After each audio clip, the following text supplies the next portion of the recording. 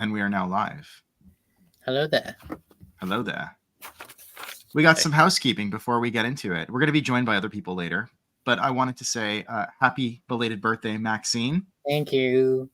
It was your birthday yesterday. That's right. Yeah. And today's birthday, Lance, the Star Wars EU teen, is celebrating his birthday. So if you know him, if you have him on your socials, wish him a happy birthday. Happy birthday to Lance and Maxine. Thank you. Number 2.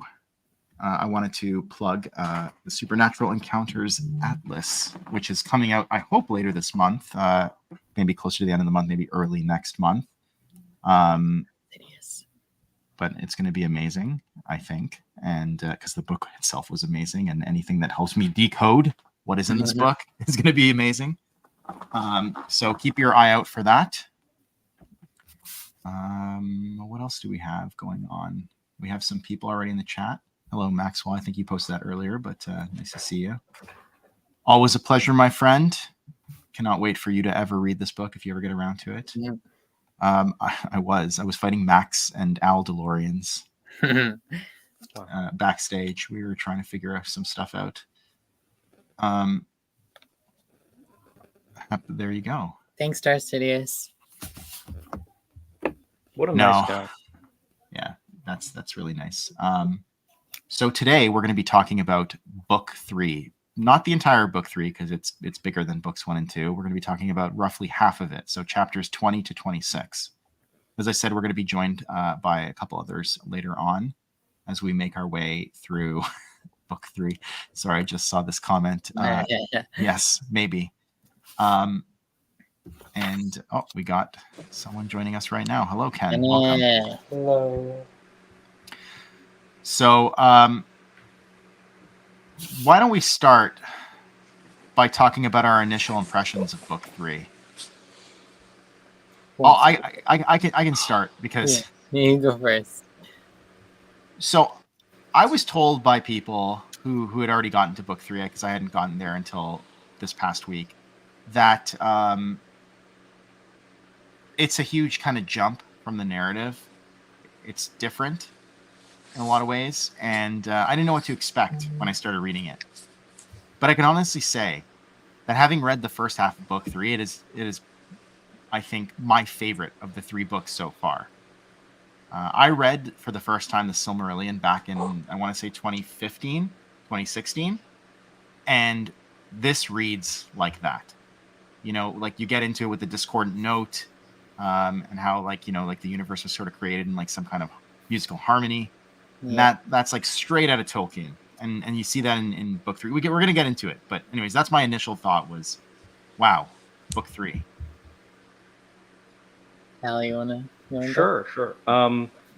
You stole my Tolkien thing, man. That was my big note. Anyway, no, this was really great half of a book. To be honest, the thing I liked most was at the very, very end. So I don't know if I want to get into that quite yet, but I thought the sort of meta historical commentary going on at the very end was genius. I loved it, and the creation myth was really in Tolkien, as you mentioned. Had a lot of other various world religions, other things. Great stuff. Love it. How about you, Ken? I think it was a big jump, a big step forward. And I really love, like Al said, the political commentary, especially at the end of that first half of book 3. And I really, really actually love the, I know we're going to get into it, but the first few chapters, but the perspectives of all the different beings in the Devil Worlds comic, Telotny throws a shape. Yes, Telotny. That was very, very good.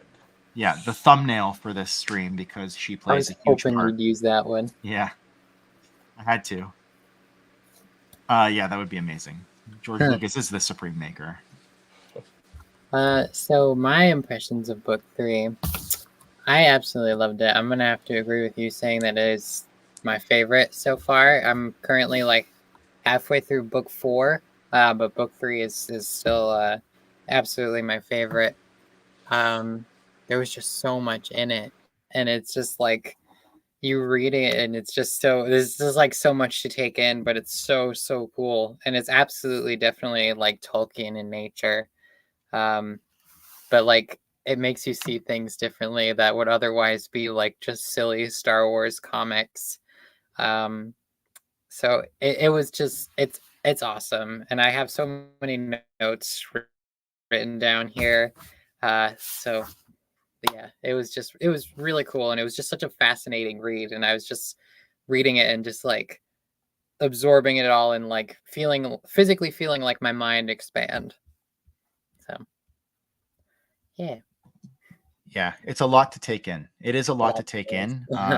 It's almost like we mentioned Tolkien. It's almost like biblical in nature, Yeah. right? For those who are familiar with the Bible, when you read books like Genesis, it feels like that. It is indeed a creation myth, right? Book Yeah. 3 is. Mhm. We can start by explaining the storyline for book 3. I can kind of just give the broad strokes up to where I read. Yep. But essentially, at the end of book 2, Q9's like, well, let's keep going, and I can tell you what vision Arhul Hextrophon received, and this is the vision. And so it starts with 4 celestials, as we'll come to call them, essentially, for lack of a better word, angels. I mean, that's Yeah. essentially what they are. The closest real world analog. They get permission, I think, from the Supreme Maker to basically create their own pocket universe, which incorporates the Sky River Galaxy, which is the Star Wars galaxy. One of the Celestials, Wutzek, has 4 offspring named Telotni, Horlus, Cold Dandasine, Cold Dandasine. I just say Cold Dandasine. And Splendid App are the 4 offspring. Immediately, almost like within, I guess, well, time is immaterial at this point in the creation of the universe. But they overhear, I guess, Wutzek express regret over having made them, and Splendid App takes them through time to a point in the future. And by doing so, creates an echo universe, which we can say is the Disney universe, the Disney canon, essentially, Hyperion, as they call it. It's at that point where the events of Telotni Throws a Shape, if you're familiar with it, take place. Afterwards, Telotni launches her master plan to want to be supreme goddess of the universe, right? She wants to be hailed as someone who's stronger than the Celestials.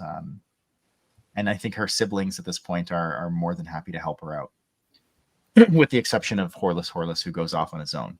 He just kind of dips. Yeah.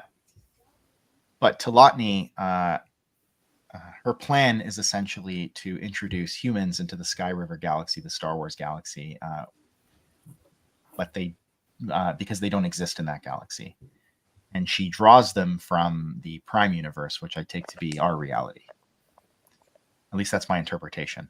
This is all up for interpretation. Everything in book 3 is up for interpretation. So what I'm saying is not necessarily the gospel truth. Although reading this felt like the gospel truth. Yeah.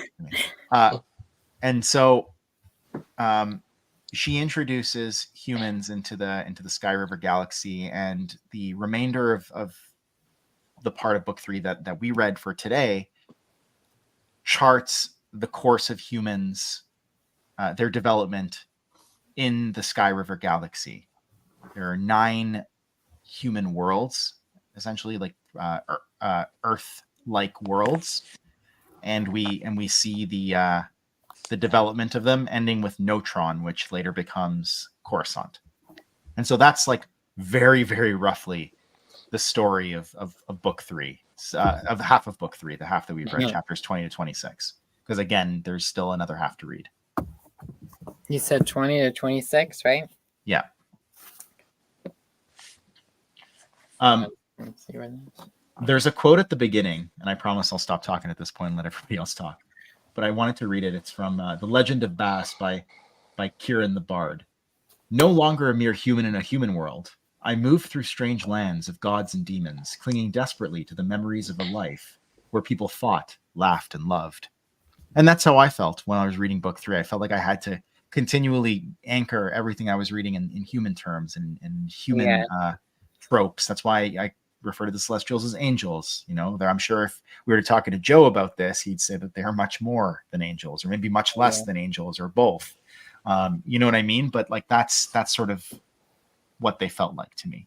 Yeah, and they also have like Woodsack and his compatriots have like they're called like the Osiarch, right? The Osiarch, yeah. Yeah, and there's like Woodsack and then Luxos, Sirs, and Maruts, and then they each kind of they're all like different colors, and then I can pull up the picture while you keep talking. I'm gonna and then they have like they each kind of have like a specialty that they're responsible for, and then like one of the things that I found going off of the thing like him creating the offspring of being the Bedlam spirits, it's like they mention how he like had this little bit of spitefulness and anger within him, and then through that was created like Talani and everybody else.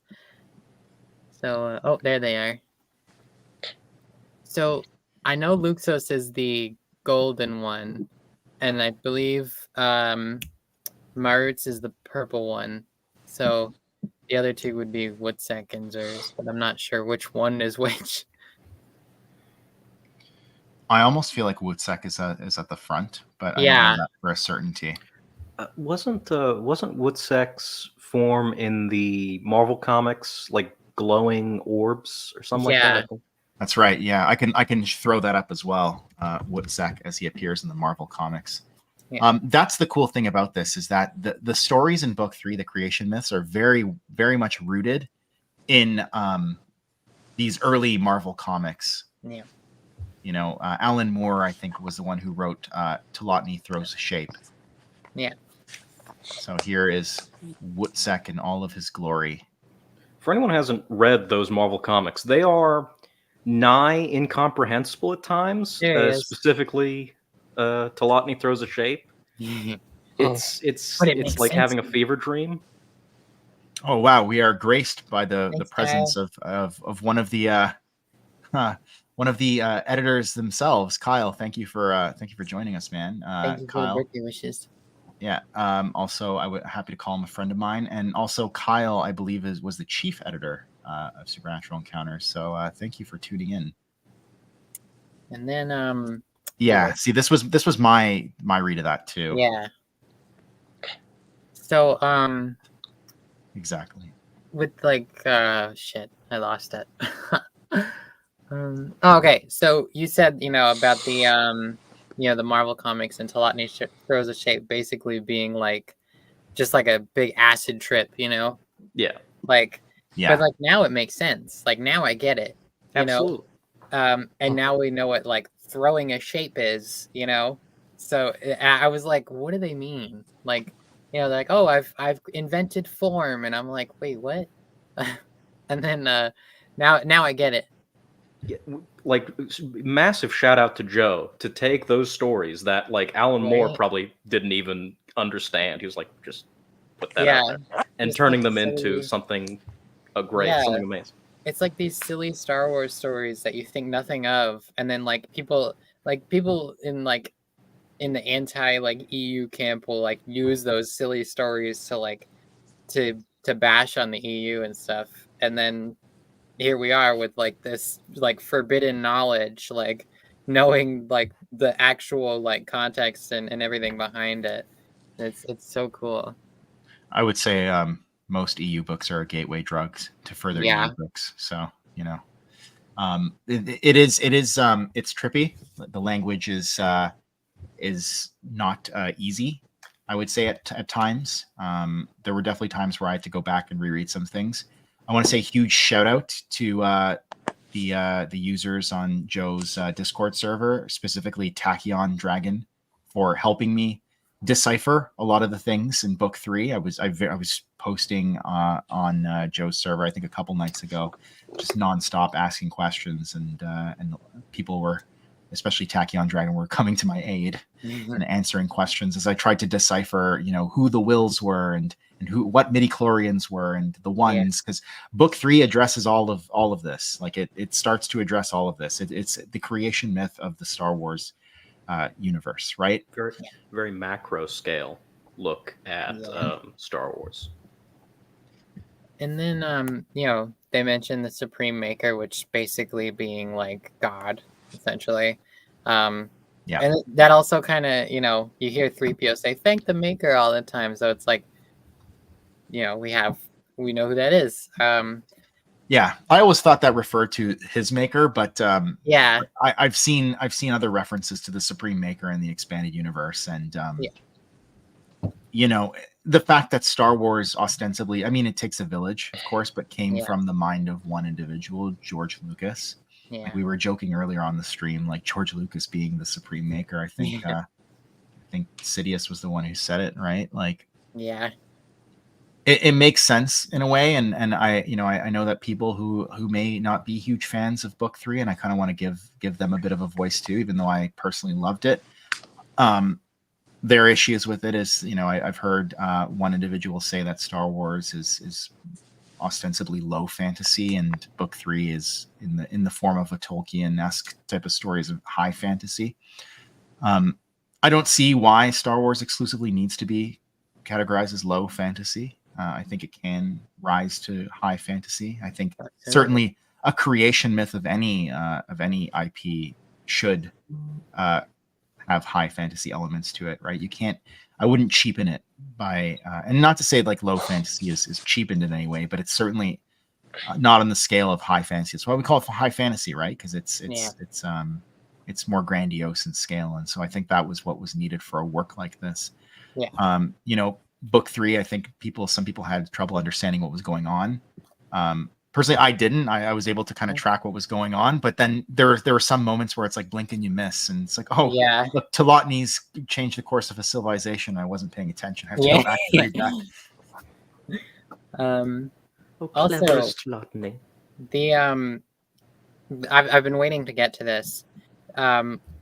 So when like Woodsec expresses regret in creating the Bedlam spirits, he's telling his fellow Osiarch about it, and then all of the Bedlam spirits, they haven't taken shape yet, but they're there and they can hear it, and they know that he's talking to them. Oh, maybe I should just destroy them, and then they get scared and then they teleport them away through time. Yeah. And I've always wondered, like where are they? Like why are they there? In this time period, because of things I know later on, I'm just like, they shouldn't be there in this era, and yet they are. And now it all makes sense because they time traveled. Splendid AP brought them there, and I was like, I remember reading it. I was like, so that's how they're there.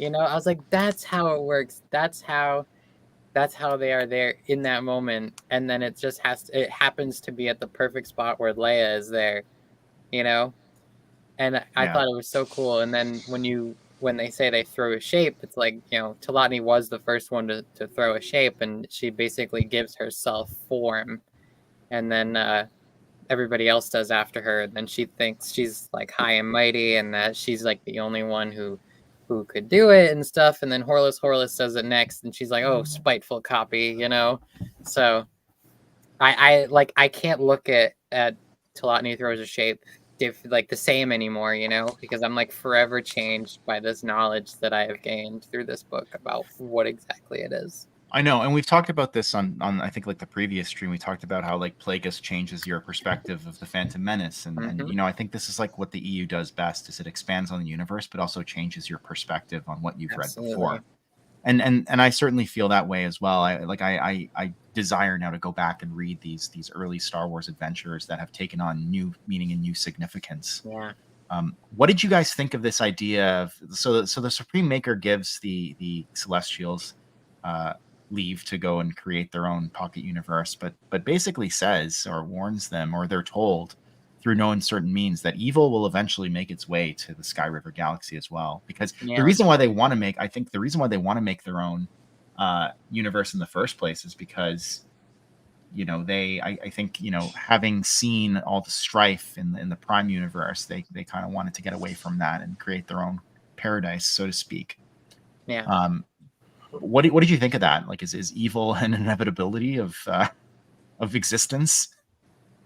I feel like it would have been fine if humans weren't there, because they make a point of how humans are like so vulnerable to that, and that they desire power above like all else, and in some respects, and they're just susceptible to that kind of manipulation.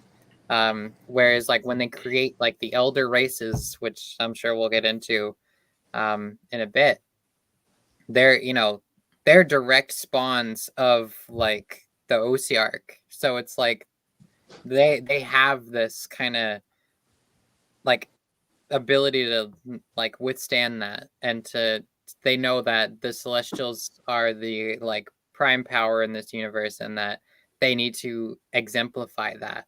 Right. Whereas And humans aren't from there. Humans weren't created by them. So the humans come in, and then they're tainted by this evil. Yeah. And just to make clear, like Celestials, there's different classes of them, like angels, right? The Osearch is one class, but we also get like the Valdalar, and there's the Cherubim, which is like the cherubim, and the Ophanim, the Seraphim, the Malachim. So there's different types of Celestials in the same way that there's different types of angels. Yeah. And one thing that I thought was kind of cool was this concept of cosmic eggs. So they use these cosmic eggs to create the universe and the galaxy and stuff like that. You don't see much of that in at least like in the sci-fi that I read. Like the concept of a cosmic egg. Yeah, that's that's a lot there. What came first, the chicken or the egg? The Wookiee or the egg? I don't know. Yeah. And then, sorry, you go. No, I please. Book 3 again. It's going to take a little while for us to decode. So bear with us, but we'll do our best. Going off of the cosmic egg, is they mention sun dragons in the creation part, and Yes. I thought that was really cool because, like in Revenge of the Sith, in the novel, you hear so much about the sun dragon that's within Anakin's heart, and how his mother used to tell him the story of the sun dragon within the sun. And I just thought that was just such a cool connection, that it's like, if you take this story as like actually have happened, the sun dragon myth is like, it's real, and I just thought that was so cool how it connected to like Anakin in that way. And then they talk about chosen ones, and then Anakin being the chosen one, so it's kind of cool. It's a little connection that I kind of enjoyed. You had like a deep connection to that. I just had oh my god, that's that dragon from the West End Games, West End Games adventure. What is it now? My Darkest Fear, something like that, which is set in the Old Republic. And I was like, oh, it's such a great little story. That's right. I was like, it was a great story, and I actually, I agree with this comment. We now know the full prophecy of the chosen one. We're going to get into that too, but I was just about to bring that up. Like, wow, the prophecy that we've been told is not even like half the story. Yeah, it seems there was in addition to the Sky River Galaxy getting created. I know we talked a bit earlier about an Echo universe, the Hyperion, the Disney universe being created. There were also 7 dwarf galaxies that were created as well, and I will throw up on the screen. So the 4 Osearch and 3 of the Valdalar. I wonder if those 3 Valdalar were the ones, the son, the daughter, and the father. But yeah, it also prepared 7 dwarf galaxies. So we have the Rishi Maze, which I mean everybody is familiar with, I think, if they're a massive EU fan. The Fire Fist Galaxy, which was also Big. I think that's where the Toph and Nagai come from, Yep. if I'm not mistaken. Yeah. Yep. Then there's the Yam Soro Companion Kresh. That to me sounds like it's the Yuzon Vong Galaxy. We have Companion Dorn, the Dawn Rider, Companion S, the Guardian, Companion Forn, Single Song, and Unknown, presently called Companion Grek. So those are the 7 dwarf galaxies that I don't know, I guess what encircle the Sky River Galaxy or in the same vicinity of as it. Neighbors, right? Yeah. One of the thoughts I had about this was like, is this kind of making the Star Wars galaxy feel more artificial in nature? And I wanted to talk a bit about that because it's like, we know in our own universe that there's like, at least what we've been told is that there's, thousands upon thousands of galaxies out there. And right here we have a pocket universe essentially where there's not that, like there's 7 or 8 galaxies max. And that's it, right? Like that's why maybe there's a hyperspace barrier that covers the galaxy and why, ships can't travel outside of it through conventional means, because there really is like nothing other than those dwarf galaxies and this galaxy and in this kind of void. Does that like minimize the grandiose nature of the universe for you, or does it even matter? Yes and no. Yes, in that it does. I see where you're coming from with the artificial thing. It does feel like that's really closed off, but at the same time, I also think that is a response to people who want Marvel versus Star Wars. Okay. No, nothing within this. You cannot go within this little. No, never will there be a Transformers versus Star Wars. Nope. So on that end, I kind of like that. Just keep it keep that separate. I do kind of like that. I like the other galaxies and stuff. I think it's cool. Especially, when you read New Jedi Order and you're learning that the Vong came from a different galaxy. And this book even expanding on that, I think it's so cool because like, we know the history of like the Star Wars galaxy mostly. But like when you think of like the other galaxies out there, and honestly, I think it's a bit more like realistic considering, in our own universe, there is more than one galaxy. Yeah. And we don't know what kind of life lurks in there. So I think it's cool. I think it's really, really cool. And then, you mentioned the hyperspace barrier. It's like, do those universes or those galaxies have those barriers too? And then we have like the area at Vector Prime where you can actually get in. So it's like, there's a hole in the barrier. Like where did that come from? Yeah. So I quite like it. I think it's cool that there's other galaxies. What about you, Ken? Any thoughts to add on to that? Ooh, I think it's very interesting. There's multiple galaxies. Yeah. I think it's very, very interesting. The barriers too. That's so cool.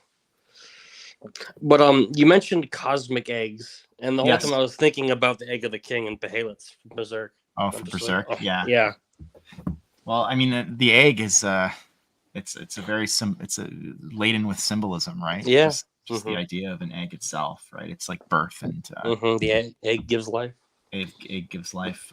There was a cool reference. Has anyone here read Honor Among Thieves? It's a EU book. It was like by James S.A. Corey, who is two authors. Two guys. Yeah, it's Daniel Abraham and Ty Frank, I think, or something like that. They're the guys who write The Expanse. So they wrote this book, and it came very late in the expanded universe, but to me, it almost read like a Marvel Star Wars adventure. It was kind of like in that vein. So like there was a thing called the Fate Machine, created by this race called the Shawken, I believe.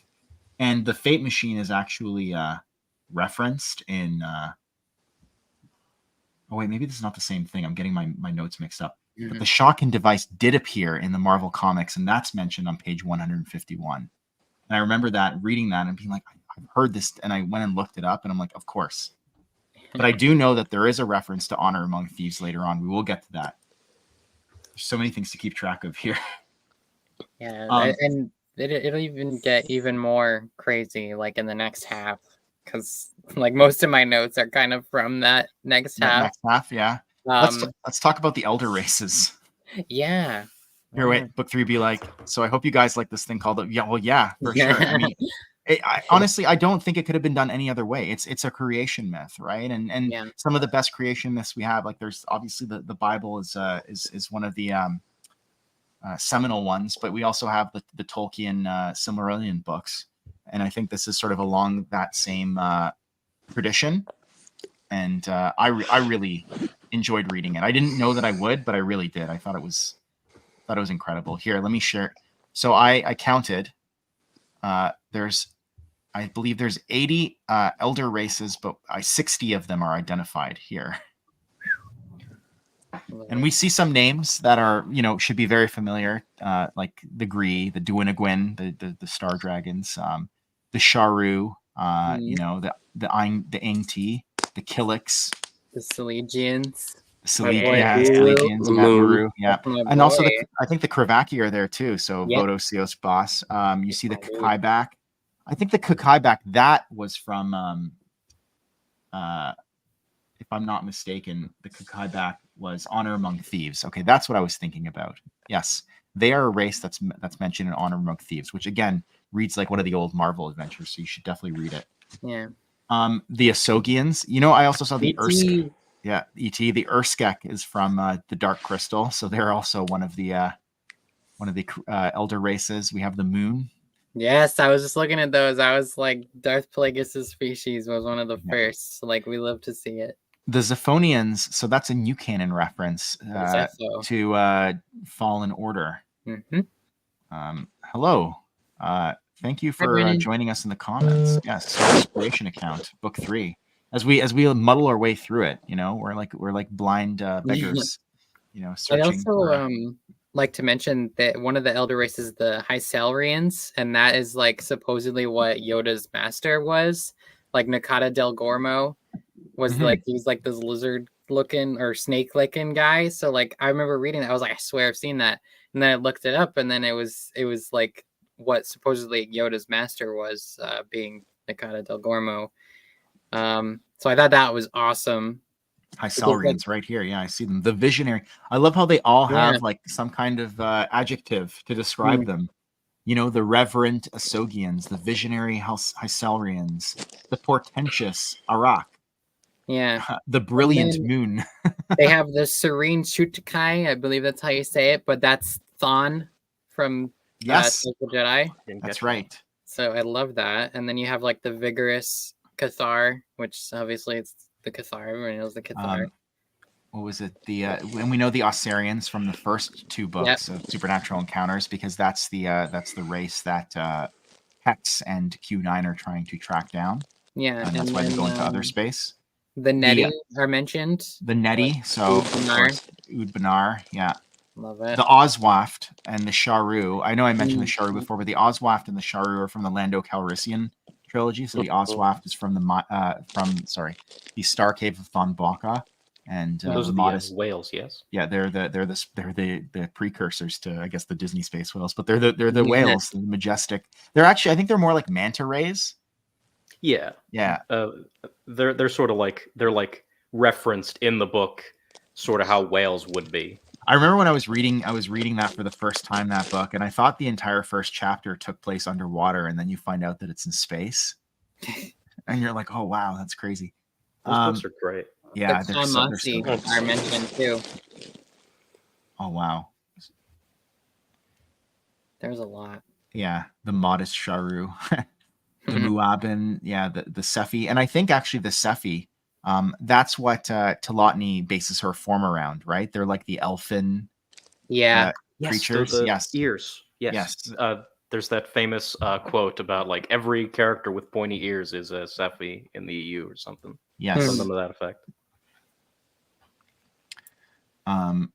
There's a lot to unpack here, right? I could like sit here all day and like looking up all these races, and not all of them are from Star Wars, like I said. Like the Urskek are from other Lucas adjacent properties, like the Dark Crystal. but these are the creator races, or rather the elder races that are created by the Celestials, and only 60 of the 80 have been identified. What I like about that is that it allows like other authors to expand on this, should they choose. This, like, in the sense that like you have Kevin J. Anderson listing the 12 first students of Luke's Praxium, but he doesn't actually name all of them. Yeah. And so it allowed Mike Stackpole to come in and name a few more. Yeah, there are a ton of great alien races in there. And yes, okay. People say like, look, you know, I don't like to read lists and stuff like this. Like, where's the story? But there is indeed a story in this, right? Absolutely. But if like, you know, that's like saying like there's no story in Fellowship of the Ring, because I think at one point Bilbo spends time listing off all the Hobbit families in Hobbiton, or, you know, I mean, like, yeah, certainly that's a list that takes away from the narrative.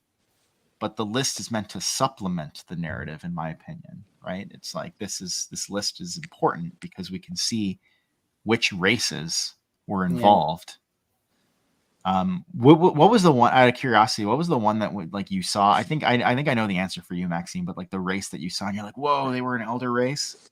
The moons. Yeah, I knew that was your answer. You probably guessed mine I too. love my moons. Gotta be the Uru species. The The Uru, Selegians. yeah, okay. We Selegians, love to yeah. see them. Especially when you read Night Errant, because they're like such a big part of Night Errant, and you're like, hey, Selegians, you know? Yeah. Uru is my ongoing in joke with my buddy. So every time he comes up, I'm like, yeah, Uru. That's fine, dude. That's so funny. What about you, Ken? Killix. Killix? Gotta go with the bug people. I was Well, surprised to see Danny. the Cathar there. Yeah, I was surprised about yeah, the Cathar. I was like, this is interesting. Did not expect them to be one of the elder races. Or the Nettie. I The was not Sick Mood, that's expecting right. that at all. We could not forget the sick. Yes. Why don't you come on stream and pronounce this word for us? El Gustar, Guscular Foul Mortisply. Oh wait. Mississippi. Okay, I think I got it. The El Guscular Fal Mortispli. Mortispli. I see mortis is a big word in that name. That's there. right. Mhm. That's right. That's what maybe this is like it's a Chiss, and like Mortis is his name, and the rest is just like his family name. Mortis. That's right. That was I believe that was the original name for the Biff.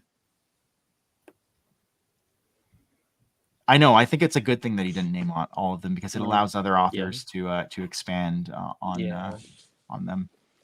I know, me too. I'm still a huge fan of Sylvar. I think she's one of the best Jedi Knights ever. I actually Fredo. gasped when I saw Cathar in there. I was like, Cathar, oh, Yeah, I was like, no way. It's insane. We'll be watching their career with great interest. Yeah. And so after we get that list of the elder races, which I'm going to stop sharing now, it goes into at that point Wutzek, I believe, creating the Bedlam spirits, as we've been calling them. They call this this golden age before humans came and mucked everything up. The vernal splendor, I believe. Yeah. So there's a quote here: "Love reigned supreme amongst the generations for whom it was a somnolent vernal splendor, a golden age of elation, exploration, and peace, in which dreams became reality. And all at this time paid reverence to their progenitors, the Celestials, and to the Father of Lights, the prime shaper of all." So Wutzek creates offspring. They're kind of like Celestials, akin to. Yeah. similar. But what was yeah. interesting to me was once he creates the Bedlam spirits and he starts to regret it, he's told something. I don't know. Computers on last leg. You have to forgive me for just quoting from my phone notes. No worries. Do not be so hasty in destruction as you were in creation. I love that. Yeah. That ties back into an ongoing argument I have with my buddy about, if anybody's here is a Star Trek fan, Tuvix. Oh yeah, okay. Yeah, it's when Tuvok and Neelix get combined it was a transporter accident Yes. Yeah. Yeah. And they It's they Star become Trek one Voyager. character. Yeah. One yeah, character, Tuvix. Tuvix. Yeah. Yeah. And it's like, should we destroy that which was created? Like, can we meddle? That's why I love Star Trek, especially those 90s show. The 60s did this as well, but like they really, really like tackle these impossible to answer questions. Yeah. In such a fascinating way. And I think Supernatural Encounters in book 3 does a bit of that as well. We even get this quote. They ask, like, should we not implore the Supreme Maker to will away this terrible thing? And then Marutz, she says, you know the answer to this already. It's not the will of the one to force any to choose love, peace, justice, and wisdom, lest those things not exist, but only the domination of mindless servitude. So that's basically free will. It's free will right there. That ties back into what we were talking about earlier with the inevitability of, the Star Wars universe becoming, corrupted. Right. I think. Is, you can't just be so hasty in destruction. You can't take away the free will, even though that will lead to bad things down the road. That'll lead to greater things as well.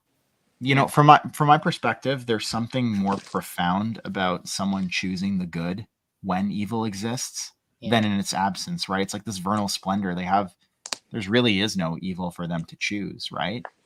But when the choice is before them, and there is a choice to choose bad over good, and they decide to choose good in spite of that, in spite of maybe the benefits that choosing the dark side, so to speak, the quick and easy path would bring to them. I think that's profound. That's a profound choice, right? And that's what we talked, like I've talked about this in plenty of streams, but Yoda in Yoda Dark Rendezvous, he says, like, take away the Force. I know it's such a great book.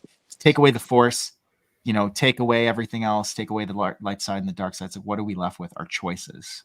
Right. And I really see that kind of mirrored in the role that the Supreme Maker plays in the Star Wars universe, right?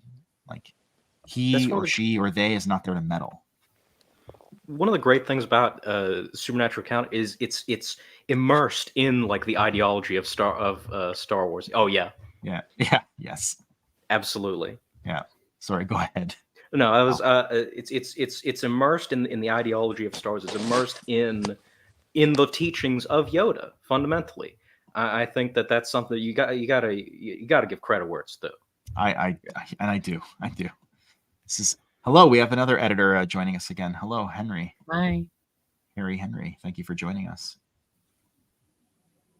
Yeah, like Luxos to me is I don't know. Again, I'm ascribing our own real world, but it's like it seems like the prime celestial of the four OCR leads them. Yeah, so it's like almost like Michael the Lightbringer, or maybe Lucifer was the Lightbringer. Anyways, bad example, but like Michael was, one of the chief angels in sort of like that Christian canon. I know. Well, it's all canon. Every time the word "can" comes up, I just.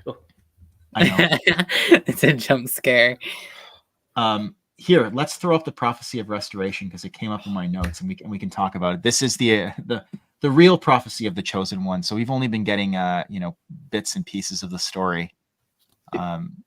If there was only one reason for Supernatural Counters to be canon, it's to get the prophecy that I have argued with people for since I was alive. Since I began speaking, I've argued with people about this prophecy, and we finally have it. Thank you. So let's take a look at this. And in times of greatest despair, born of the fire, born of the air, there shall arise the saviors, born of the earth, born of waters, defenders of the blameless ones, and he shall be the son of sons. This is the cool part. And she, the daughter of the stars, to break the fetters, chains, and bars.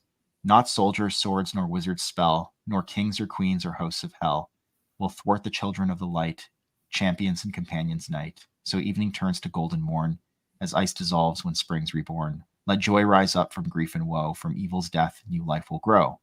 And all who loved will be remade, whether great or small, beast or babe. The end of death and pain and rage, as once it was in the dawn age. That's crazy. That's also, first of all, that's I'm not a huge fan of poetry, but that's really good. That's awesome. That's a great poem. I love that. But like, what do we think about this? The son of suns and the daughter of stars. Is that not like Luke and Leia? That's what I would say. But the son of suns would be like Anakin's the chosen one. But that's the thing is like, what if he wasn't? What if, I know. what if I was thinking about that. I was reading it. I was like, so is the son of suns Luke, or is it Anakin? Is this an affirmation of Dark Empire? Because Luke and Leia together are the ones to finally defeat Palpatine. But the way, okay, so I just recently reread Abyss, right? Right. And Luke, when he looks into the Lake of Apparitions, or the Pool of Knowledge, right? And he sees the vision of Alana on the White Throne in a time of unprecedented peace, surrounded by beings of all species that are all friends and working together cohesively, you know? So when I was thinking this, I originally thought, hey, maybe the daughter of the stars is Leia, but what if it's Alana? Alana was prophesized to be on this throne of balance and usher in a new time of like unprecedented peace, as Luke saw in his vision.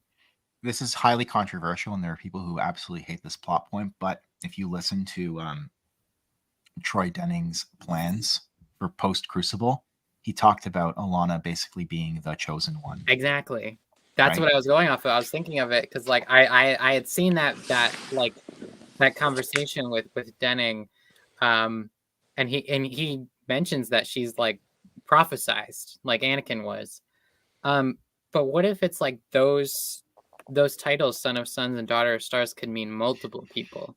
This is going to be even more controversial. What if it's Rey Skywalker who brings balance in the other universe? Okay, but that's over there. That one's over there. That's with him. I'm gonna see my subscriber count just like plummet. Your subscribers tank. Yeah. That's in Hyperion. That's somewhere else. I'm just throwing things to the wall and seeing what sticks. Right. I'm not passing judgments here, although I will pass judgment every now and then. This is more for me to just see, like, again, this is an ideas tank. Look, the viewership just went down by 2. People are like, nope, not for me. Hey, Maxine, show your shirt while you're on. You should show your shirt to everybody. Okay. Speaking of Alana, yeah, Jaina, Jason, Anakin, Ben, and Alana. Yep. Yeah, I love it. The whole gang. You're welcome. But no, I'm thinking that's what I was thinking of. Like when I was looking at it, I was like, that it could be mentioning Anakin and Alana. I mean, mainly because like I love Alana and I just really want to see that era kind of take shape, and I wish we could have. But like, you know, I don't know. I just think it makes sense going off of what Luke says, and you know, like Jason like preventing the dark future he saw, you know. Because there was like hope for Anakin for a while, you know. There was the outcome. Like I feel like let's say Obi-Wan goes beyond shadows, right, before Anakin turns to the dark side, and he sees like the man in black armor. You know, it's a possible outcome, right? You know, Jason saw the possible outcome of Alana standing next to the dark man on the throne, and what he did was to prevent that. But Luke saw the good future, and that was the prophesized future, you know, because even Leia saw that future. She saw that in a vision. And then Luke even like makes decisions in Fate of the Jedi, not like willingly, not like, you know, just not sacrificing Alana in any regard. That's right. Know? So I just think that, you know, and then going off of what Troy Denning says in those interviews for his plans post Crucible with Alana was that she was this kind of prophesized being to bring in this new age of peace and prosperity to the galaxy. Right. I will say I as much as I like Legacy of the Force, I have a few issues with Fate of the Jedi, but as much as I have those issues, like I love Alana's character. Yeah. Maybe it's because I have I love her. a daughter of my own, but I really like her. I like how she has like her little Nexu pet, and Anji, that's right. And I honestly, I think she was such a great addition to the cast of characters, and it also gave Han and Leia like new meaning, like they got to be parents again in a way that we never really saw them be in the Bantam era, because you know they were so busy trying to form this fledgling new republic into a government, and so it was so nice to see that and just see them get to be parents essentially to this little girl who's lost her father and for all intents and purposes can't really be with her mother for safety reasons. And I really liked Alana. I'm not sure how I feel about her being the chosen one, but what I will say is based on Troy Denning's plans for Alana, what you're saying fits, Maxine. Like as much as I may have I have personal issues with half the EU. Doesn't mean that it doesn't mean that I reject it. Yeah, All and Dawn I of the want to. Jedi. What? All Dawn of the Jedi. We're gonna have that. We're gonna have that screaming. One of these days. I want to also mention, alternate outcomes for things. Like when Darth Plagueis, like in the book, when he looks at Anakin on the landing platform with Qui-Gon, and he sees his vision of the dark cyborg rising from the table and the galaxy at war, and then he concludes that Qui-Gon has to die for his plans to come to fruition, for Anakin to be his. Obviously the thing he didn't account for was being betrayed. But that's another thing, is like Qui-Gon was the key to that. That's so right. I feel for Alana, Han and Leia are the key to that. Because like imagine if she wasn't there, imagine if she didn't have that upbringing, those lessons that they taught her, and she didn't, and even Jason is part of that, because if Jason didn't, as bad as his crusade was, if he didn't embark on it, that dark future absolutely would have taken place, because they say he prevented it. They prevented that dark future, and that's what releases Abeloth is because the current of the Force and time was changed. So I think it's definitely possible that Alana could be the daughter of the stars. But it also could be Leia. I could be tripping, and I could be pulling stuff out of the void here, but you never know. We have two candidates. Well, three if you.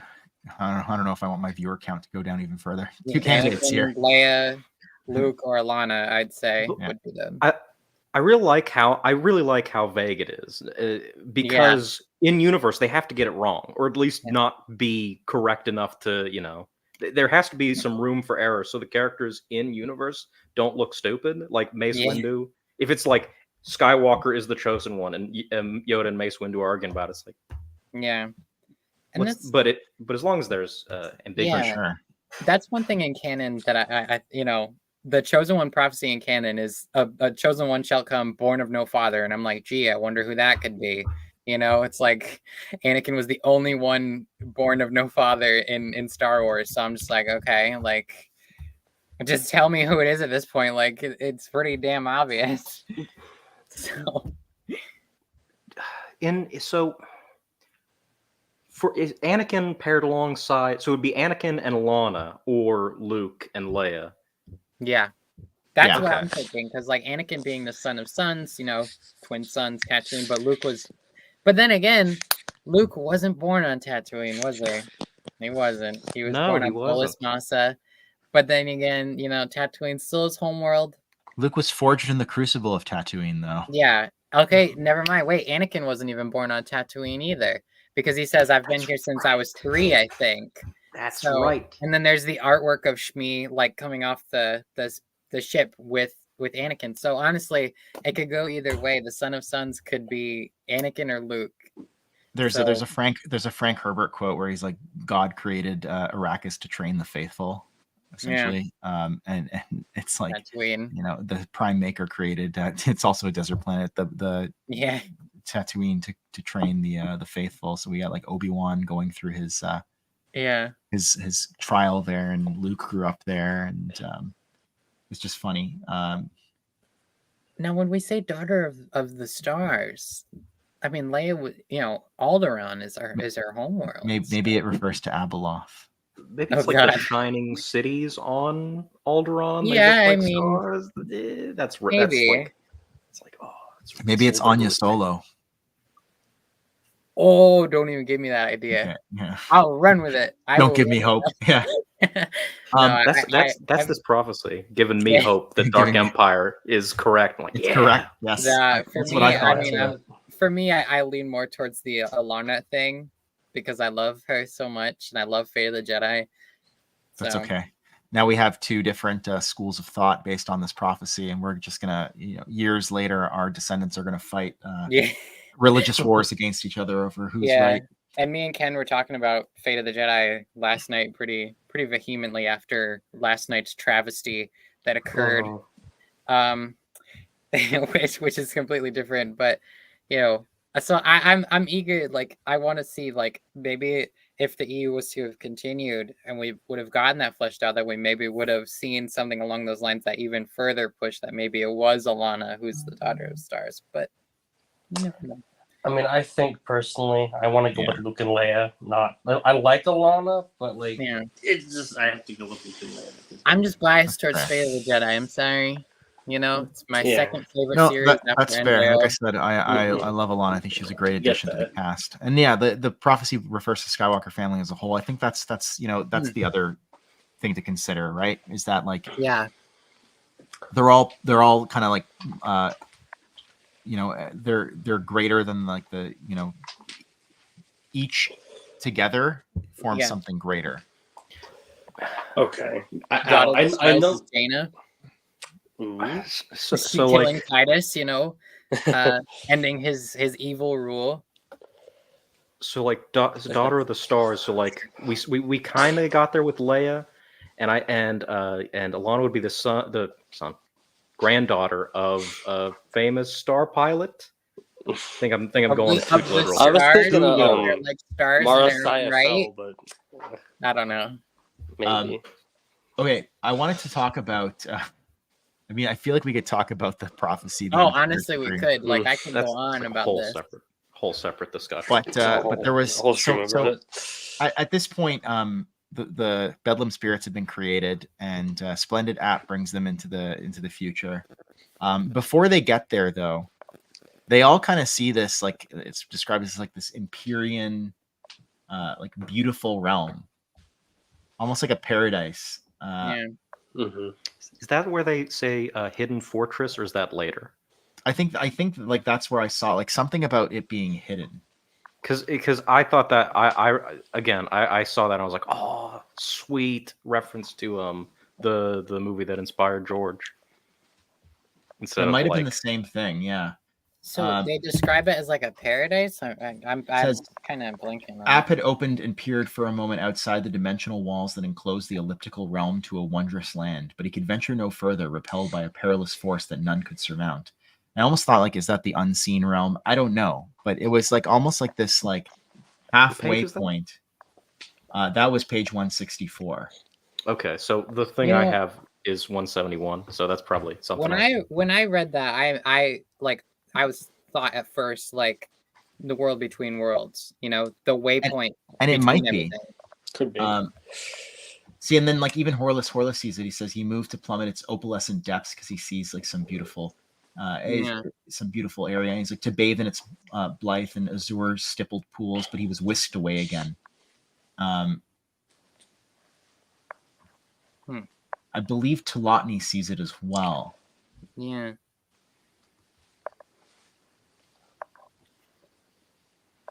Yeah, and then someone says, "Where is this?" I'm not sure. It could be Horless or Golden Sign, but somewhere in the it says like an invisible voice says, "Nowhere and everywhere." A familiar voice said, "It is in between." That's right. Yes. So that made me think, maybe that's a world between worlds because it's just like in between everything. So. Yeah, I'm not sure, Harry Henry. I mean, you might know better than I, to be honest with you. Yes, thank you for joining us. Alex was supposed to be here, but unfortunately, I changed the day of the stream on him, and he could no longer join us. So he is haunting our comments. Yes, hopefully we do it justice. There's a lot to unpack. As I've said, we also find out how other space is created. Yeah. Horless creates it as his own kind of like pocket universe within his pocket universe. And that's why, Maxine, I don't know that like you said earlier that evil was introduced, like that evil would have not come if it weren't for the humans. But we do find out when they return to some of these other space planets that there's like things going on in them. Like evil has infiltrated that way. And I don't know if that means that they could have gotten to the Star Wars evil evil didn't exist among the species. That's yes, absolutely. You Until know, the but yeah, evil absolutely existed, and that was Yeah. a point I wanted to make earlier. Is that Marutz mentions that they're hardly the only Celestials in the galaxy, and then Right. later on in book 3, we'll meet the one who essentially is Lucifer, who fell from grace, and basically the origin of like evil. You know, but that's for the next stream. But I'm just saying, like, you know, there Yeah. is evil in the galaxy. No, that's fair. Splendid App learns of a ancient realm once called Areth, which is obviously Earth, Oh yeah. and that's how they find out about what the Prime Universe, where they start plucking humans from, which is likely our universe. Can you imagine just like getting transported to another galaxy by like a pink pyramid? I Dude, know, you're- it's just like a triangle dude with this Yeah. funky looking face on. You're doing your taxes, and next thing you know, you're out in the wilderness, surrounded by aliens, and you're like, why? And then a Thorian, you just spawn in on like Ethor, and a Thorian just like looks at you like, "What's up?" And then you're just like, "What the?" Like in KOTOR, when you walk up to like a random Ithorian, it's just like, Yeah. I'm like, what are you saying? Some of those KOTOR aliens give me a migraine. I'm like, no, you are not allowed to speak to me. So I think this this being that Magneto Alex is referring to as Ghost Man is Hidden Pitham, right? If I'm not mistaken, that's the person that was speaking about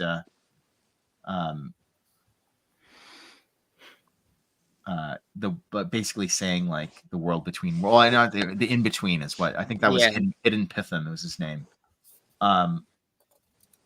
If I'm not mistaken. We also get C-3PO's origins, but I think we already knew this. But they kind of like in context, like created 112 years prior to the OT That is by insane. Cybot Galactica. This is in, I believe, page 167. Yeah. He was later dismantled and rebuilt 32 years ago, obviously by Anakin Skywalker. Isn't that like a retcon welding? Because wasn't that said before we found out Vader built C-3PO? That's sort of like massaging that back in. Absolutely, Okay, that's what I thought. Yeah. At that point, isn't that when R2D2 threatens Splendid Yeah. AP? I was like, he's got like the biggest like nuts like out of everybody. Yeah, R2D2 even he says about C-3PO. He is an idiot, though I care and look after him. Yeah, I loved that. The best character. I found out today they were going to kill off R2D2 in Rise of Skywalker. No. Why would you ever do that? No. Why? No, don't do that. Well, it doesn't matter to me because I don't obviously care for but that like movie. But he, you know what? I think it's for the best that he kept things vague. It would have been funny, but I'm glad that he kept things vague.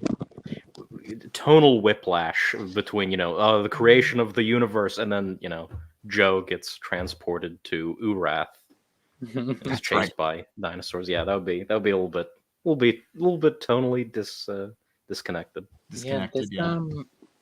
This like 167 chapter 23, like the Golden Man and the Metal Stump. The Golden Man and the Metal Stump. That's a great band name. It was so good to read. Like it's nice and that's like someone said to me, they're like, oh, book 3 doesn't have a story, and I'm like, what are you talking about? It does have a story. I mean, like, yeah, there are like lore dumps and name dumps and stuff like that, but it has a very clear narrative about the creation of the Star Wars universe, and then and incorporates Telotny throws a shape into it and expands upon it in a way that's just fantastic, makes it good and comprehensible. That's right. And then, meaningful. You mentioned Hidden Pitham. So it's like that. I guess he was created when Splendid AP created Hyperion. Yeah. So like Hidden Pitham must, I think he says he like watches over like that universe. Yeah. So we can say that he's the one who. So he's Dave Filoni, Hidden Pitham. Yeah. Yeah. He is. That's exactly right. So does that mean both R2 and Chewbacca I guess R2 doesn't know it nearly as much as Chewbacca, but they both have sort of an idea about like the entire universe, and they're just like, no, I'm not telling nobody. Yeah. I'm just gonna like leave this comment up, Harry, for the rest of the stream, so that it sinks in for people. Yeah. But I'm just kidding. I'm gonna take it down in a second. But yes, this is the case. It's literally the creation of the universe that is the story. No different than the Book of Genesis or the Silmarillion. I guess some people they didn't want that, which is just fine. I mean, it's they're I guess free to ignore it, as they would the Tolkien myths or the Book of Genesis or whatever, right? Yeah. So I don't know if there was anything more on that. Not really. There was... So on page 172, the children of Wutzek, the Bedlam spirits, as we've been calling them, visit Earth. Oh, yes. I think that's where the Hidden Fortress reference is. Yes. Or 171, yeah. 171, yeah. Just right before it. And that might be a Kurosawa reference, the Hidden Fortress. That's gotta be. That's such like a tie. It's in italics, isn't it? Hidden Fortress? I think so. Yeah. Let's take a quick look. 171. That's another movie that I desperately need to see. It's on my list, but everything's on my list. What's stopping you, my friend? Me. Yeah, fair enough. Time. I don't see it on page 171. Where is it on the page? Oh, it doesn't really matter. I'm not gonna be able to. Oh, it would be 172 because I have it written down in the PDF. So my or 170, yeah, because it's one page ahead in the PDF. Yeah, I see here the hidden worlds. I don't see it. It's not. I might have. I thought I did see a reference in it for. Anyways, we'll come back to this for sure. I just closed my browser. Okay, we're back up. So again, we have a bit more about free will and the Celestials on page 173. Basically, the Supreme Maker had long before issued a decree that they could not interfere with the free will of any. So even though botany takes humans, plucks them into the Sky River galaxy, the Celestials are like, well, there's this what was it, like the law of the Wayfarer? We can't interfere and get rid of them. We kind of have to like leave them there. Yeah. But it says that she lured humans to the first Earth worlds. And we learn of the 9 Earth worlds, which we will list later on in the stream. But I wanted to bring up on page 175, we learn about the creation of the Infinities universe. Ah, yeah. Yeah. In the primary world, time is as an unyielding master. In the subrealms, which touch the Dreamlands, the Dreamlands is a very big like Lovecraftian concept, by the way. Like if you read probably my favorite Lovecraft work, a novella called The Dream Quest of the Unknown Kadath. It's like basically Randall Carter, I think his name is. He's his journey through the Dreamlands. So definitely check that out. But Splendid App wants his own subrealm for he wishes to learn by trial and error, and that's basically the creation of the Infinities realm. Such great work. You managed to make the Infinities not necessarily canon or whatever, but like you made them work in universe in a way that makes sense. That's amazing. Yeah. And it's a lab. It's a lab for them to try out new fruit roll-up recipes. And Darth Vader in white and Yoda crashing the Death Star into Coruscant. That's and all Luke dying on Hoth. All those quintillions of YouTube videos about the same what if scenarios. Oh, what if Anakin didn't turn into? That's all playing out.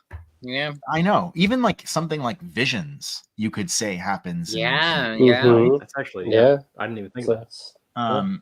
Something like we have that book Ronin. If I wanted to fit Ronin within this supernatural encounters cosmology, I would throw it into the Visions universe, right? Perfect. We could. That's incredibly cool. I think it is, and Joe was saying earlier on his server today how, like, I think it's a kind of like it's a great idea for like Lucasfilm to kind of take, like, yes, it's all canon, it's true, all of it, right? That line that Han Solo says and Mike Beidler talks about in his essay on canon that he wrote for the Sequart More Civilized Age book.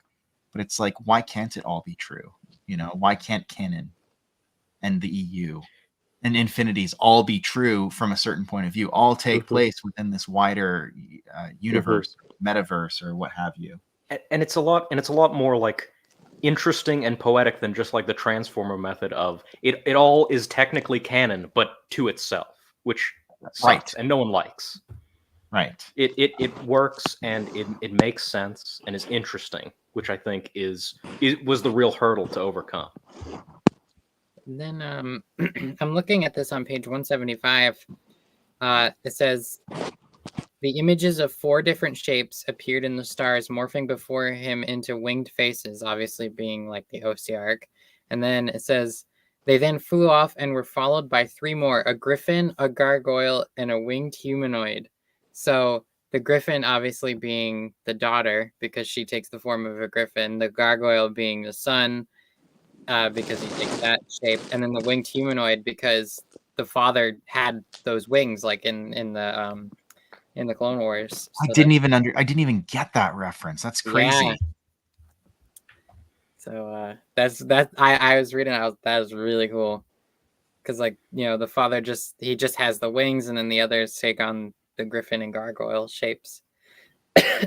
So Alex wants us to bring up the Joe's notes on canon. And I think basically I'll read from Joe's notes just a bit, but he said he resisted at first because he found the reboot to be in poor taste, and the decanonization of the expanding universe is disrespectful to the fans and contributors of the past 40 years. Nevertheless, for the sake of fans and those open to a dual canon saga, he came up with a solution that could work. Splendid App's second universe is not explicitly the Disney universe and can be interpreted as something else altogether. Fair. Yet, for those of you wanting a way for both to coexist, this is one.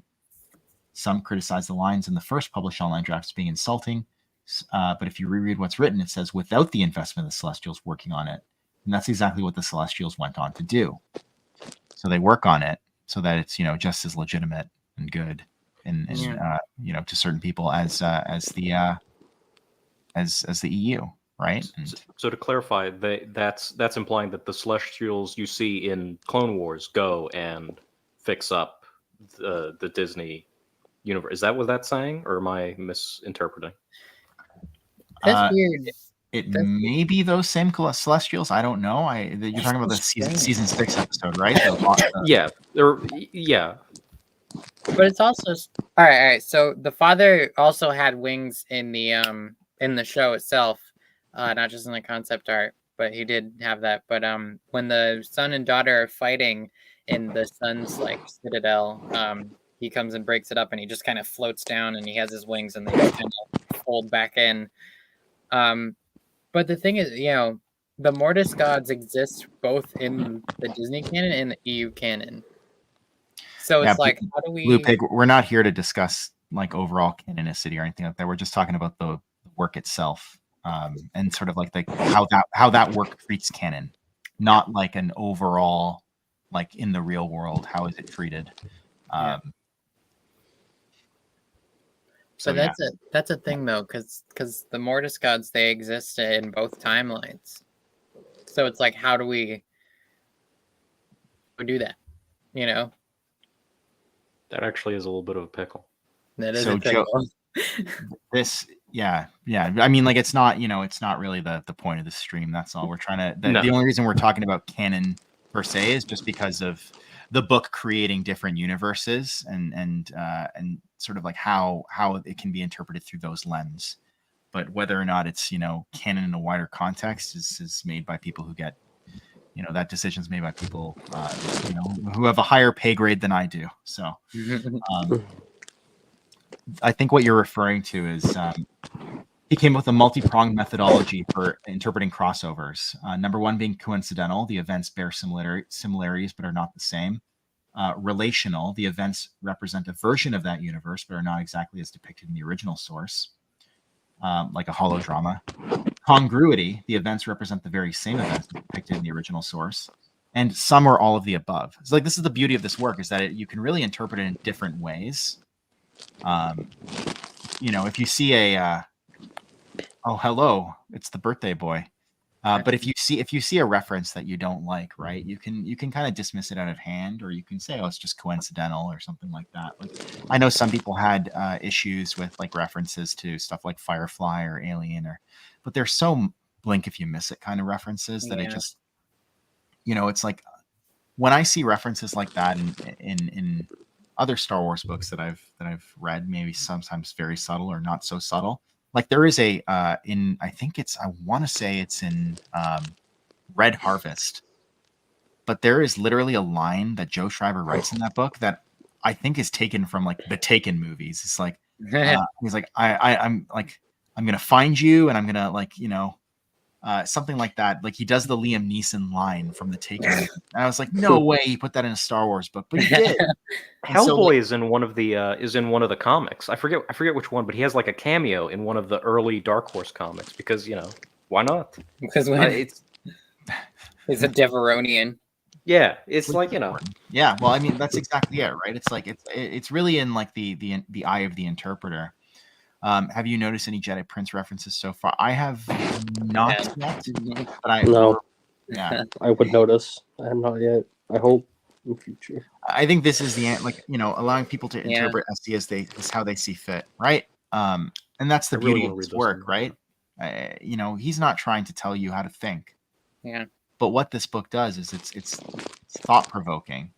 Don't lose hope. We're only on we only read up to page 203 for this. So, I mean, I know like probably everybody on this stream other than me, and also I know Alex and Brennan have read much further ahead, but I've only read up to page 203. So we might come across a Jedi Prince reference eventually.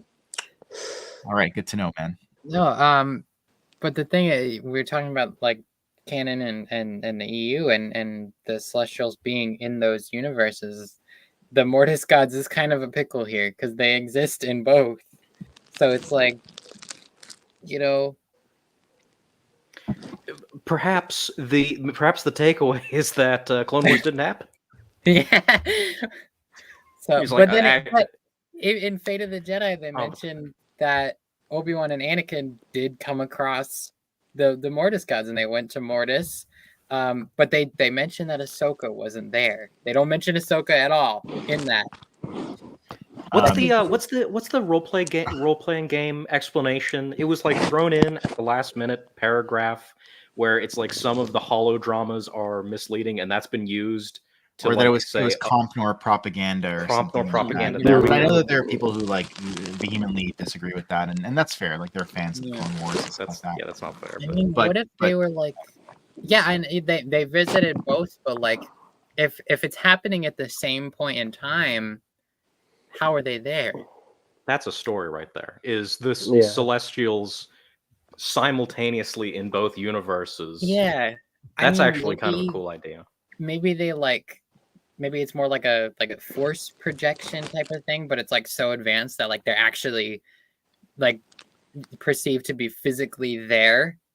If they can like build the universe, then they can. Yeah, they can probably I mean anything's possible. So it's like imagine, or maybe they they split off a piece of themselves in there, and then they have their kind of main body in the EU, the Sky River. I want to attempt to answer this question that Maxwell has posed about Arhul Hextrophon. Arthur Hexagon. So Nick Joseph, the actor who plays Arhul Hextrophon, I'm trying to derive how old he would have been in A New Hope and then just add 36 years because I think that's the answer. But if I had to guess, I would say Arhul was probably in his 60s when he dies. Yeah. Because I feel like he's in his like. Here, I'm gonna pull up a picture of Arhul Hextrophon. I put him in at the same age as like what Han was in A New Hope, like around that, like roughly, So here's Arhul Hextrophon, like skulking in the background of behind Leia. Behind Leia. Let's see if I can find it. Boom, boom. I just rewatched A New Hope the other day, and when I saw Zoom Arl out, back you're there, I like, was like, "There he is." "Oh, there's my boy." It's like the Leonardo DiCaprio meme. You know, he's like, "Whoop," you know, and he points at the screen. Sorry, it's really small, but Look at him there. he's like right in the background behind Jan Dodonna. Yeah. And Isn't he the one who hands him like the medals? yeah, and I feel like Hex is like in his at least like in his maybe 30s there, maybe you could say late 20s. Yeah. You said this is 36 years. This is like right after Or Swarm. 36 Yeah. or 38 years. I think he dies in around that time. And so I would say he's So that'd be probably like- in his 60s. So that'd be like 2013 in our time if you were going by 1977. So Yeah. he'd be Yeah. if you can find a picture of the actor in 2013. There you go. That's what he looked like. Yeah. Yeah. I love it, by the way. I'm a huge fan of the Dark Horse universe. The Mortis family visited both universes. Well, that's right. Yeah. That's weird. I mean, that's a landmine of canonicity that I don't even want to get into. Yeah, I liked it too. Propaganda. He is quite verbose in this book, but no one is more verbose than Talotny. She really takes center stage, I love it. and I don't know that he's quite verbose actually, but he does speak. But I would say he's more He's the most introspective out of all four of the Bedlam spirits. Yeah. And he's all about the calculations, right? He's like the mathematician of the group. But I think, like, I jokingly called this entire book Talotny Throws a Fit. Because this is like getting back into it. Like, this is That's very accurate. she lures humans to the human worlds, and we can name off the 9 Earth worlds. There's Eartha, which may be the first one, although there's some debate. There was some debate on whether or not Ravath is the first one, because that's the one that she put some humans on as like a test run to see if the Celestials would react and do anything about it, and they didn't. So Eartha is the planet that Hex chances upon in other space. As we learn, Eartha is in the Sky River Galaxy, but later gets moved to other space, and that's where he finds oh my god, what is her name? The giant supercomputer. Oh, Archon Ood. Archon Ood, thank you. That's where he finds Archon Ood in the ruins of Eartha. And then the humans also land on or get lured to Terra 1, Terra 2, Kobol, which we can talk about in great detail. Notron, which is, of course, Coruscant, Corona 5, Seranus, and a planet called Sol. And each one of these gets their own explanation, and we learn the kind of the history of each of human development on each planet. We can talk a bit about Kobol, just because I've got minimal thoughts on this one because it kind of just went right over your head. Okay. Yeah. I'm a big Battlestar Galactica fan. A Same. huge Battlestar Galactica fan. And so when I read Kobol, I immediately thought of the planet. It's spelled with a K in Battlestar Galactica, of the same name.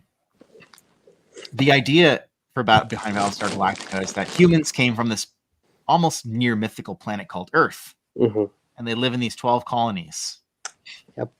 And then there's a missing 13th colony, kind of like the 13th tribe of Israel, that landed on a planet called Kobol. And that, like, Supernatural Encounters, like, takes that idea and kind of spins it on his head to suggest that the humans actually came from Earth originally, but then went to Kobol, but then from Kobol branched out into the 12 colonies. Oh, that's really neat.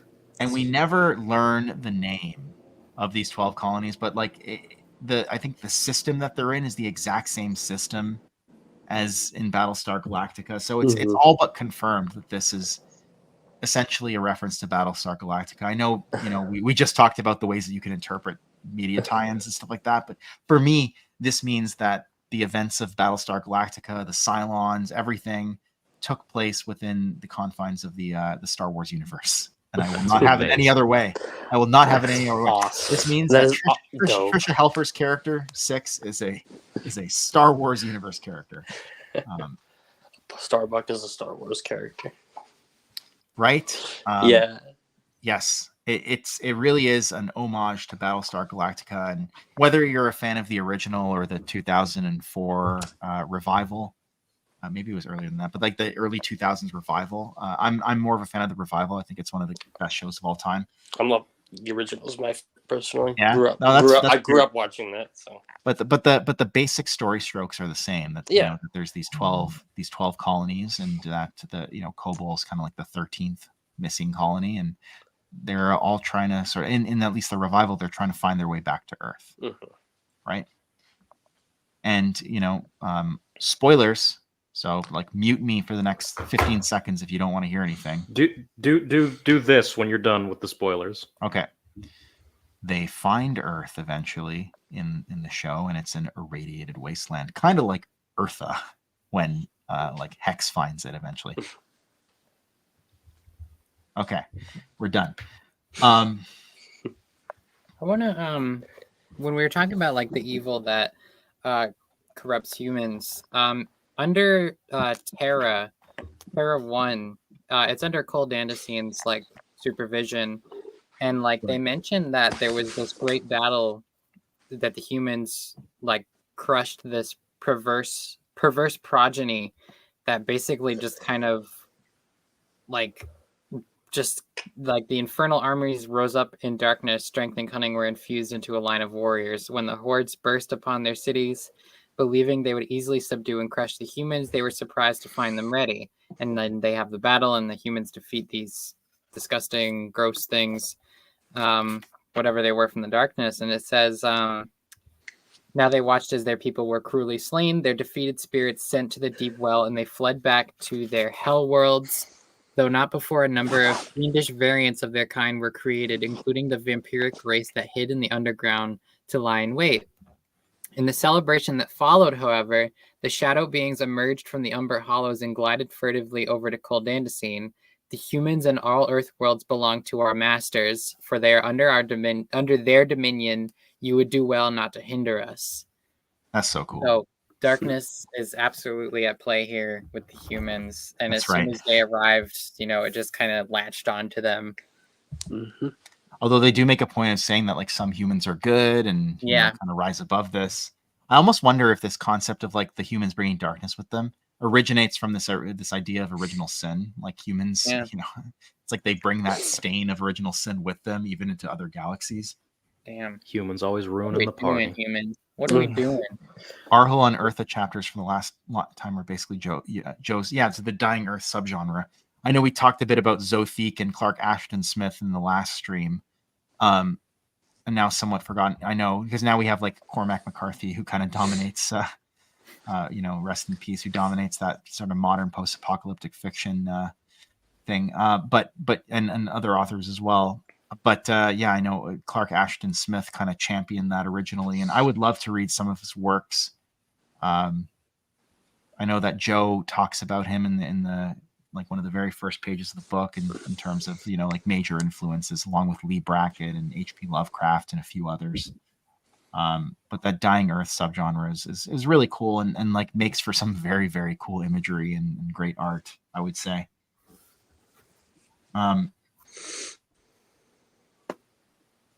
I didn't know if there was a 2001 Space Odyssey reference in Terra 1, because we're talking about Terra 1.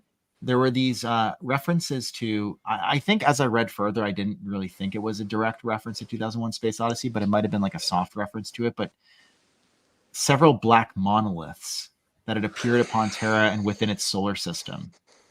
It's like this idea of black monoliths, like 2001 Space Odyssey, like they appear out of nowhere, and they're alien intelligences that basically help bring humanity to the next level of evolution or existence. I just saw that, and I like that's where my mind went, but I don't know if that's the case. I don't know if anyone else picked up on that, or if I'm the only crazy person. I did see monoliths, and that did make me think of 2001, but I didn't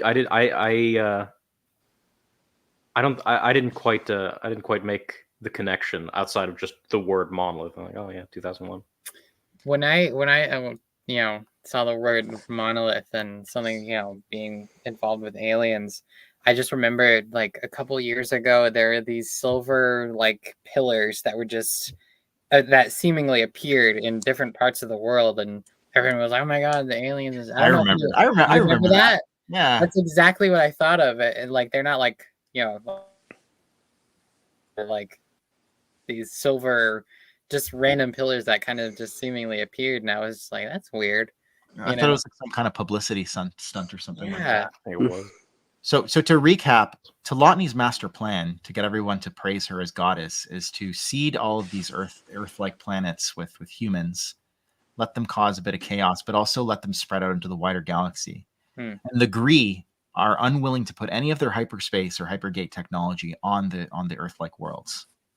So Telotni, in her form as Onrai, the goddess, goes to the Quoth, I believe they're called.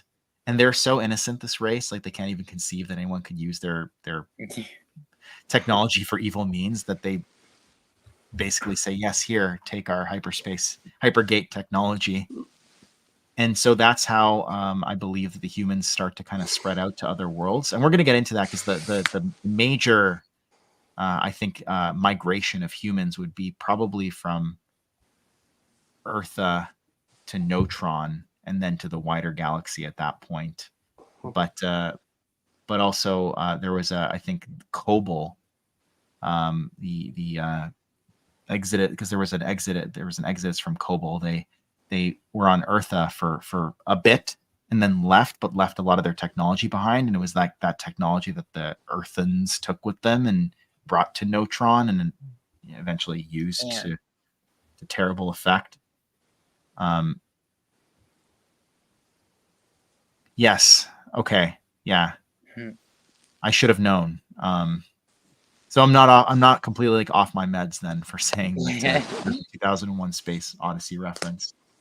But I thought it was funny how like the Gree were like, no, we're not going to give hypergate technology to these filthy mammals. And then Telotni's like, well, I'll get it elsewhere, and she goes to like the discount Gree and gets their. She goes to the nice neighbors who just want to be friendly. Sure, Oh yeah, sure, you can guys. have a hypergate. On page 179, there's a reference to the charnel worlds, and I believe that's in Ilithurion or other space, as we call it. It has many names. Because basically, like, there's no sense of time in these books, and then maybe that's what throws people off, right? Because we're talking like eons, essentially. But it had been long centuries since the Architects, that's another name for the Bedlam spirits, the offspring of Wutzek. They call themselves the Architects now because they're basically creating the Star Wars galaxy as we know it today. They go back to Illyrian and they see that there are 9 charnel worlds, basically worlds that have been, I think, overtaken by these Lovecraftian horrors. That's how I kind of interpreted it. And I almost wonder if that's like a reference to like almost like a D&D reference, but also to like Dante Alighieri, but like the 9 hells. Like there's 9 hell worlds. Because he calls them, like, I believe, like the 9 Corellian hells. Oh, is there 9? Okay. Isn't it the 9? Yeah, the 9 I think so. Chaos too. Yes. So there's obvious like numerical significance to this number 9 as it relates to like hell.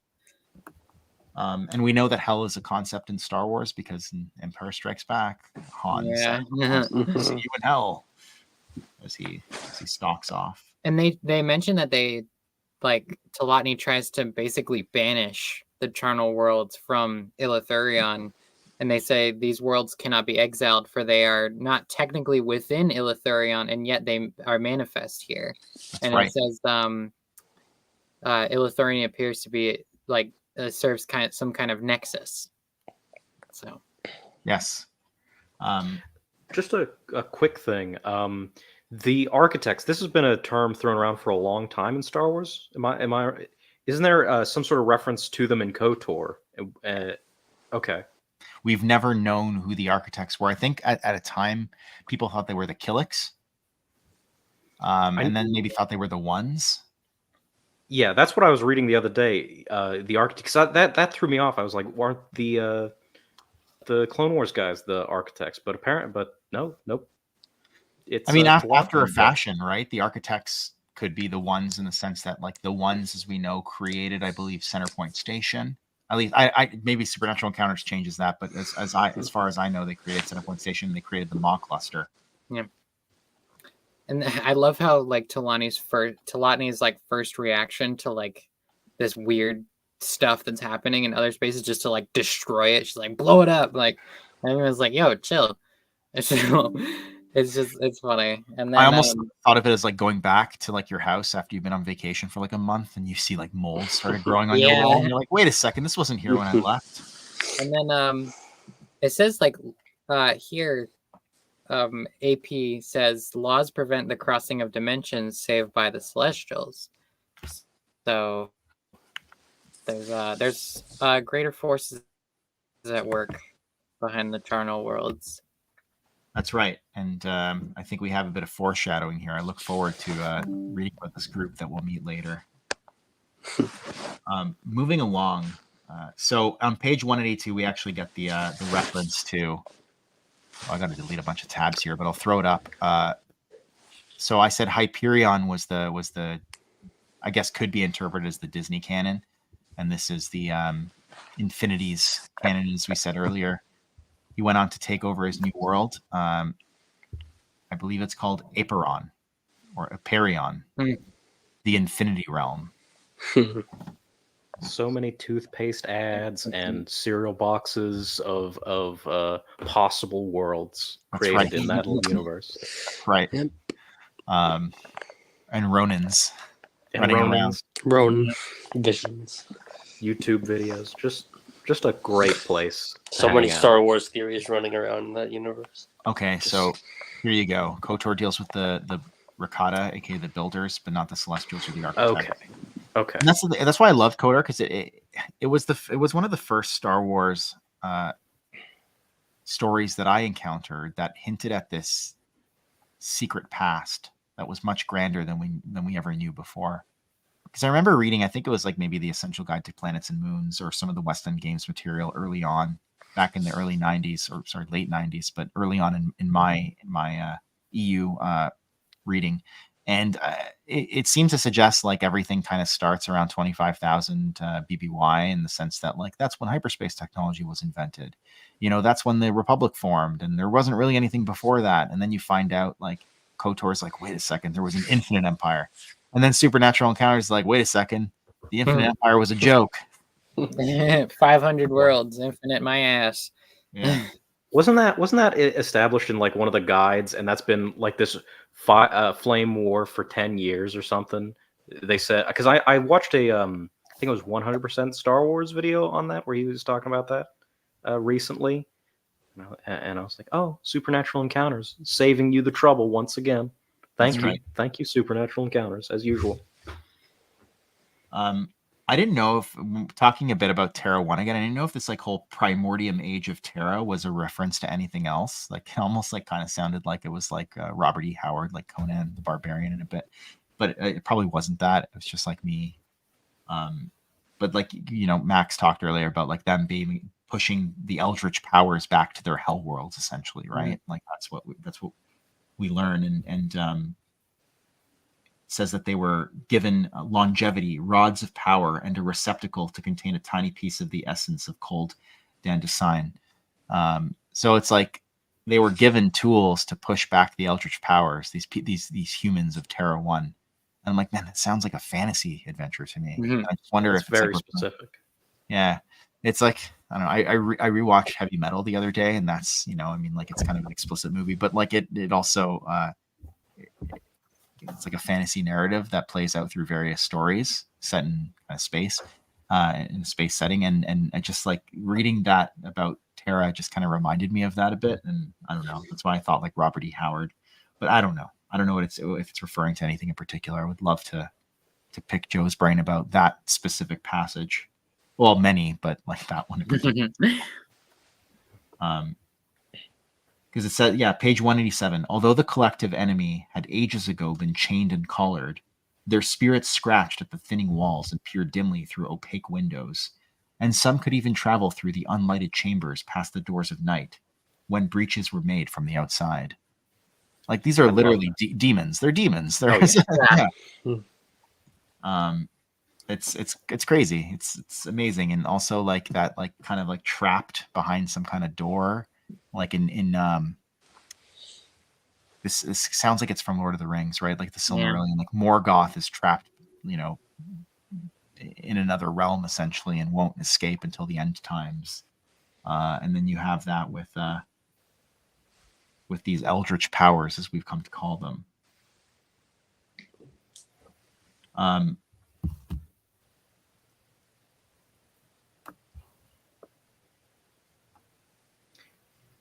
In the footnotes, it mentions one of the worlds. I for some reason I did not write down which one. One of them was destroyed by Nihilus and Scion. Well, probably Scion. Yeah, no, it had to have been. Yeah, Scion destroyed the world.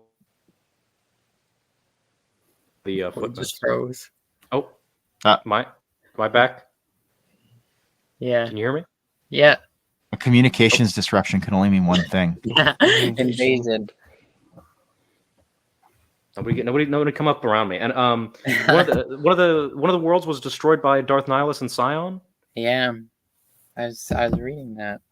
I totally forgot about that until you mentioned it. What page is that? 192. It'll be the footnote.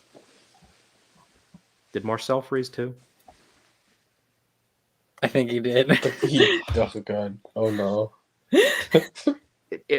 We're great right up until like hour 30 minutes in. Then everything starts to Everything starts to go to to freeze. hell. Oh, Okay, it says the latter is known today as Earth in the Thoth system, even as its history is forgotten.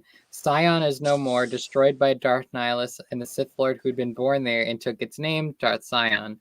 So Darth Nihilus destroyed it, and then Scion took the name. okay, Scion. all right. Oh, is that okay? I'm back, by the way. Sorry, communications disruption, invasion, etc., etc. Yeah, That's on page 192, I believe, right? The Darth Yeah, Scion reference. it Yeah. mentions a planet called like Sinon or Sinon or something, and it says later known as Scion, and then I guess that planet was destroyed by Nihilus because he was hungry. I'm so hungry. And then Scion just took the name of it. But I wonder if that could have been maybe Darth Scion's like homeworld, you know? I sort of interpret it that way.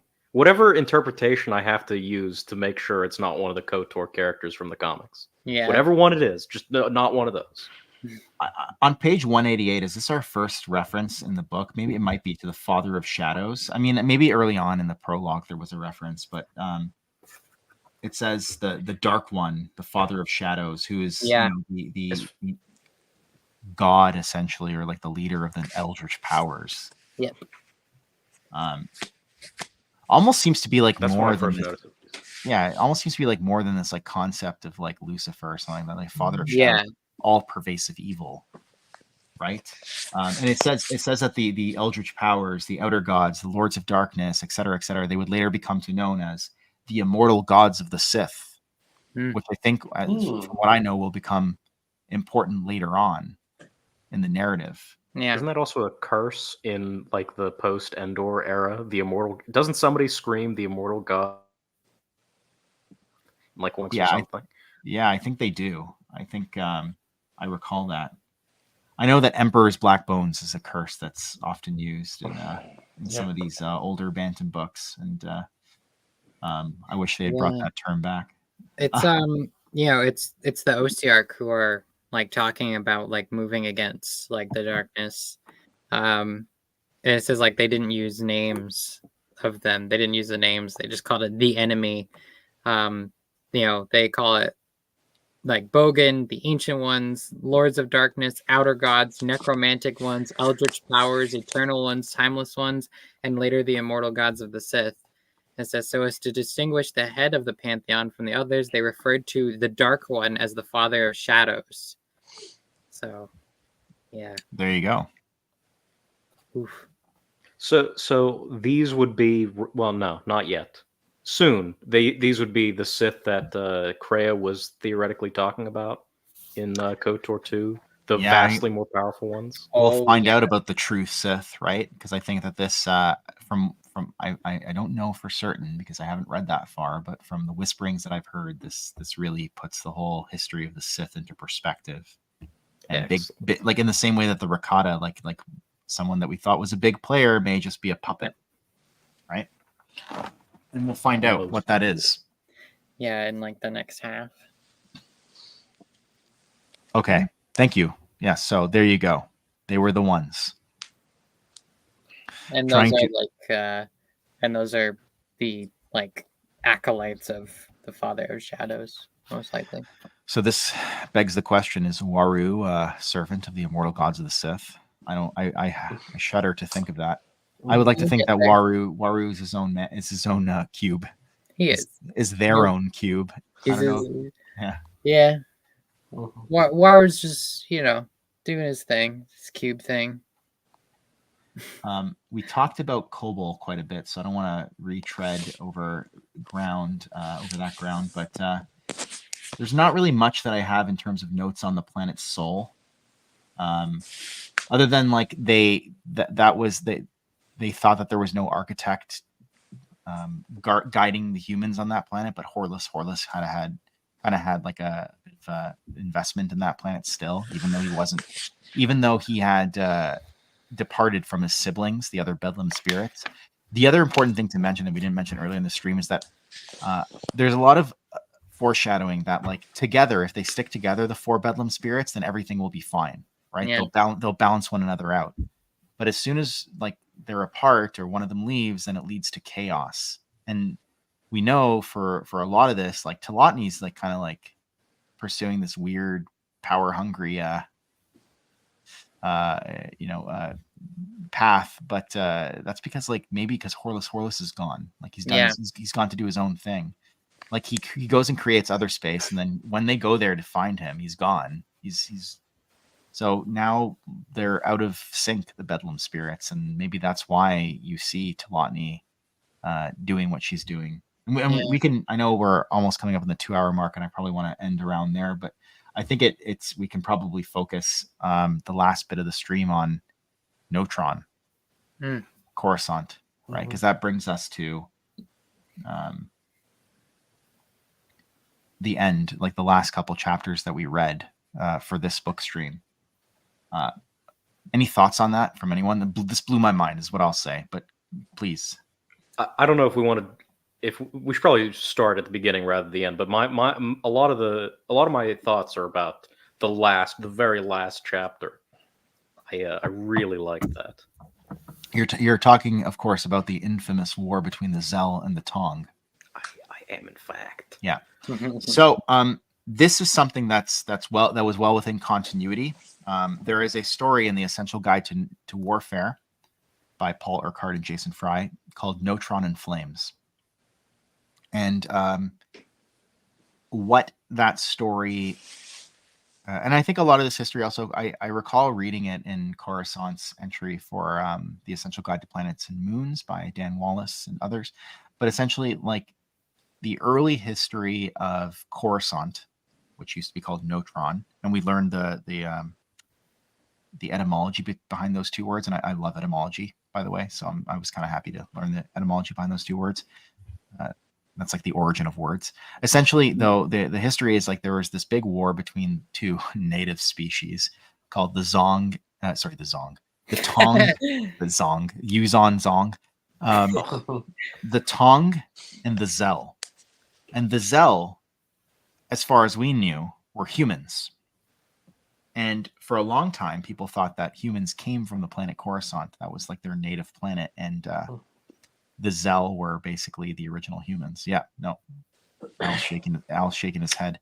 And the Tong become, spoilers, the Mandalorians. So when you're reading Tales of the Jedi, the Sith War, and you come across Mandalore the Indomitable, he is a Tong. I believe also Mandalore the Ultimate in the KOTOR comics is a Tong. Right? It's only later Mandalores and Mandalorians. Actually, you learn that, but after the Sith War, Mandalorians start to recruit non-Tongs to fill their ranks, and that's how you get later Mandalorians who are not, or Mandalores who are not Tong specifically. But the Tong are described as a peaceful race, and they are the natives of Notron. Yeah. And yes, thank you for saving me with my slip. That, like, that was really big. the humans come in and they start this problem with the Tong, who are just trying to live. They're peaceful, the natives of Notron, and then that it absolutely tracks in real life. Native Americans were here first, and then what do? They come over, and then the Native Americans want to make peace, and then unfortunately, people from the other side of the lake there don't want any part of that, and they spread disease, they spread violence and whatnot, and then they claim that they were the ones who populated this area. They're the ones who originated here. I'm like, well, were you though? So that's essentially what happens when the Zell come in and basically just mess up the whole way of life for the Tong, and then end up creating the Mandalorian way of life that we know. Yeah, we should very quickly. I think I cut somebody off, but very quickly, we should talk about like the Zell come from Eartha. Yep. There's a Chancellor Albion Zell. Yeah.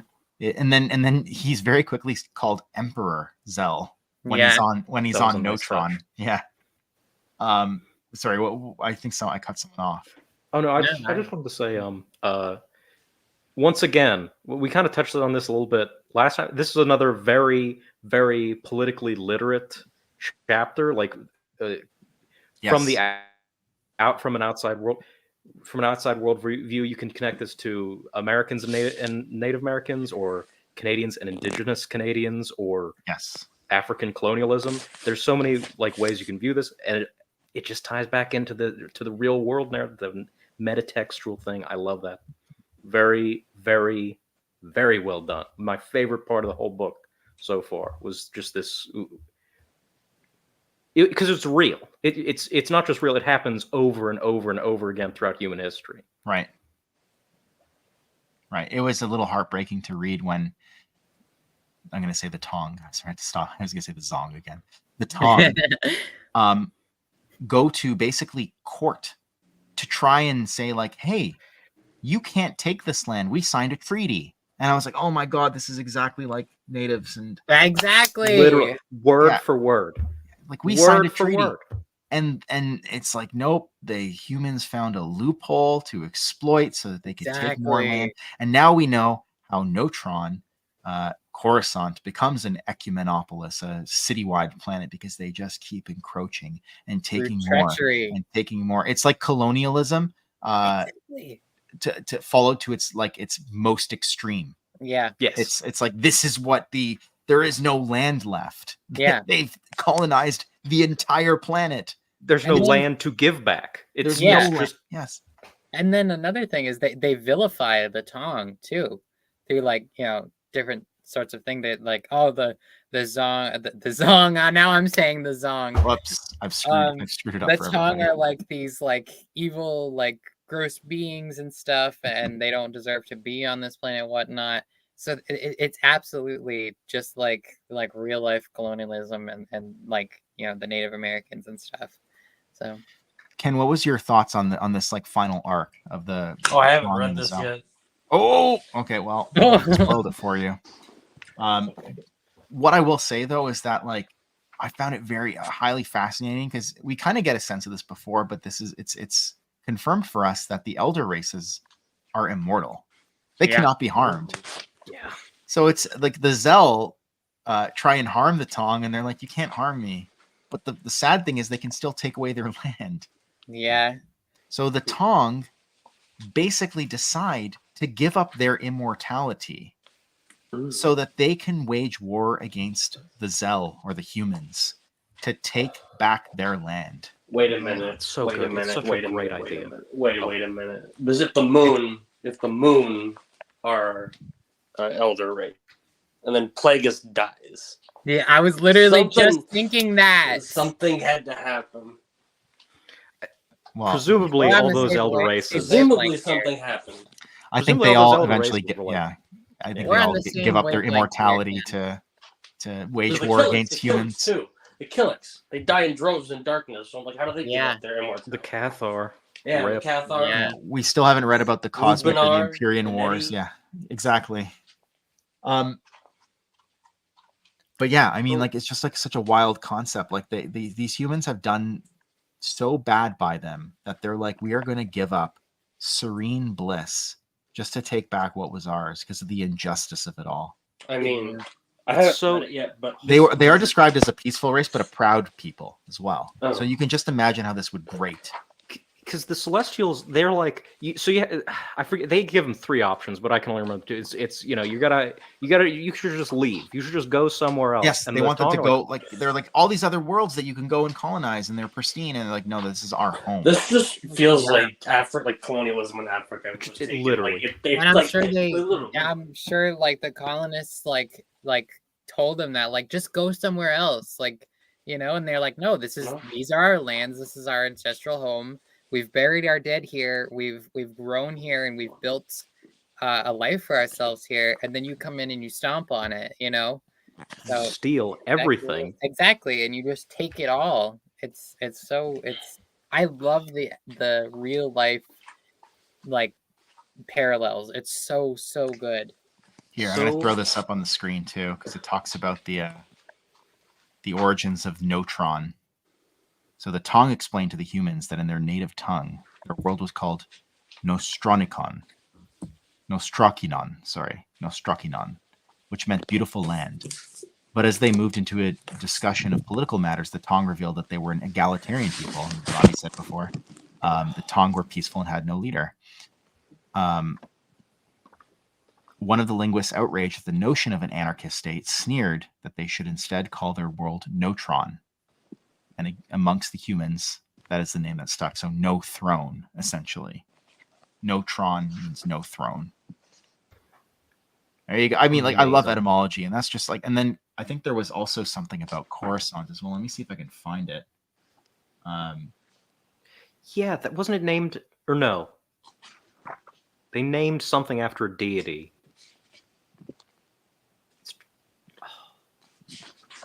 I think you are right. I know the moon of Cernpedal was named after Telatni, like in whichever form that she took on. Right, she takes on the form of the goddess Via. It was like the life of the living force of the galaxy. We also learn, interestingly, that there is an intermixing of races, I guess elder races, with humanoids, with humans to create humanoid races. Yeah, and. Did I miss it, or were the Zeltrons not on there? I didn't see the Zeltrons on there, and I remember thinking to myself, like, wait, why aren't the Zeltrons on there? I mean, it could just be like, oh, there's so many near humans. I will say they. I'm pretty sure they get a thing later on. So like, yeah, we see stuff like I saw the Epicanthics was there. From I think what's his name, Yun from Epicanthics from Dark Forces. Yun. What page? Stern Pedalians. This is on page 199. But yeah, you have like the Vultans, what's his name? Oh god, the guy from Osweiler, I believe, is a Vultan. Oswillum. Willem, yeah. Willem. The Ubis, the Ferrero, a favorite race of mine from the Crystal Star, the Mirialans. Yeah. The Akani are in here. Yep, the Akani. And the Arcanians as well. So it's like you have like almost like 3 races, and then you have like the Pantorans as well, Chiss. They're all the result of intermixing with humans. Yeah. Which I thought was interesting. The Umbarans here. The Umbarans. And then we see, like, you know, the proliferation of humans into the wider galaxy, like through I guess, you know, those hyperspace gates, and they end up colonizing places like Tyon, like the Tyon cluster, Sereno, Drayan, Iriadu. Yeah, I mean, it's just wild. It's like Coruscant is for all.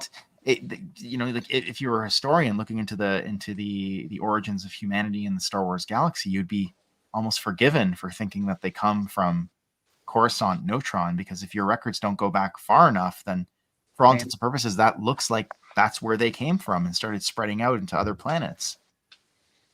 Absolutely. There's another example. another example of gently massaging the dumb things in Star Wars to make sense.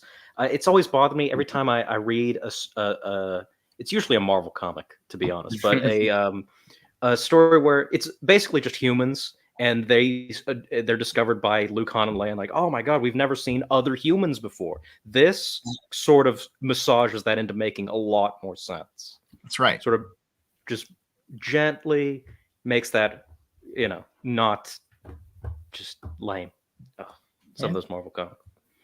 I love it. I love how like this, in a way, like I know that the expanded universe before it was decanonized in 2014. In the like last decade, did a lot to kind of legitimize the 1970s Marvel comics. I say 77 Marvel comics, but they extended, of course, into the 80s. I think Supernatural Encounters carries on that tradition of legitimizing these early sources of Star Wars lore. We saw like Lumia being brought back in Legacy of the Force, and things like that, right? That like pulled from the early Star Wars Marvel comics and just brought them into the canon. And the Supernatural Encounters continues that trend.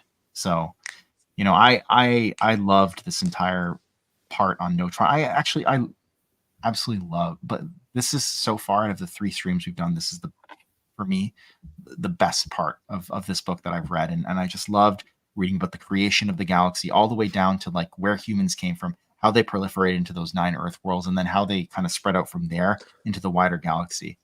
But I gotta ask before we kind of like wrap things up, like what is everyone's favorite part of book 3 that we've read so far, like that first half of book 3?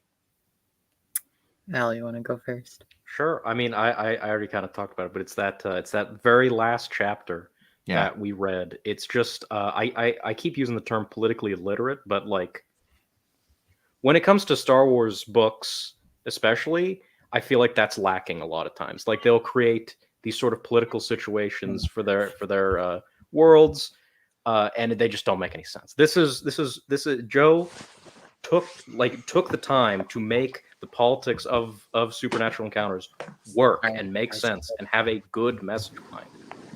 So that to me, that means a lot to me as someone who cares about that stuff. But Maxine? First, sorry if you guys heard my mom like yelling down the stairs. She was saying goodnight. Okay, good.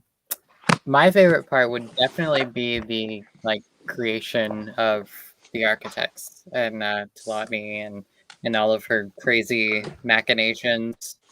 I love all that, and just learning like how it all came to be, and then like getting my new perspective on Tlotny throws a shape. I think that's absolutely my favorite part of what we've gone over. So, how about you, Ken? I think it's definitely the Tlotny stuff and seeing all the Bedlam spirits, the events of the Tlotny throws a shape comic from all their perspectives. It's my favorite so far. But I do think once I read Tong and Zella is going to be my new favorite. It's good stuff. Yeah. A big history guy, so I think I'm really going to love the Neutron and the proliferation of humans into the galaxy. Yeah, those damn humans. Humans are just evil. But in fairness to humans, I'm going to read something that the wise Zers says, one of the 4 OCR Celestials. Thus is the gift of freedom higher still, Zers added, and the greatest response, to find the sacredness in all living things, even when they are flawed. So true. That's some Star Wars ideology right there. I think this is probably mine as well. I really like anything. Like I Al, I was torn because I do love the stuff at the end as well with Neutron, but like, and I do love the Battlestar Galactica. I love the Battlestar Galactica. But I gotta say, like the Bedlam spirits. Yeah, sorry, Ken, I cut you off. Go ahead. No, you're good. No, you're good. I love the Battlestar Galactica stuff. All I could think of was just like, are Cylons just mean Cylons here? Star Wars. Yeah. I think honestly, like as much as like, I love like Cold Dandelion and Horlus. Like I really gotta say, Tlotny and especially Splendid App really just Splendid AP is shined. They shined in this book, and I can't wait. I'm scared but I can't wait Yeah. to read what happens next. Splendid AP was the unsung hero of this book. He was. Yeah.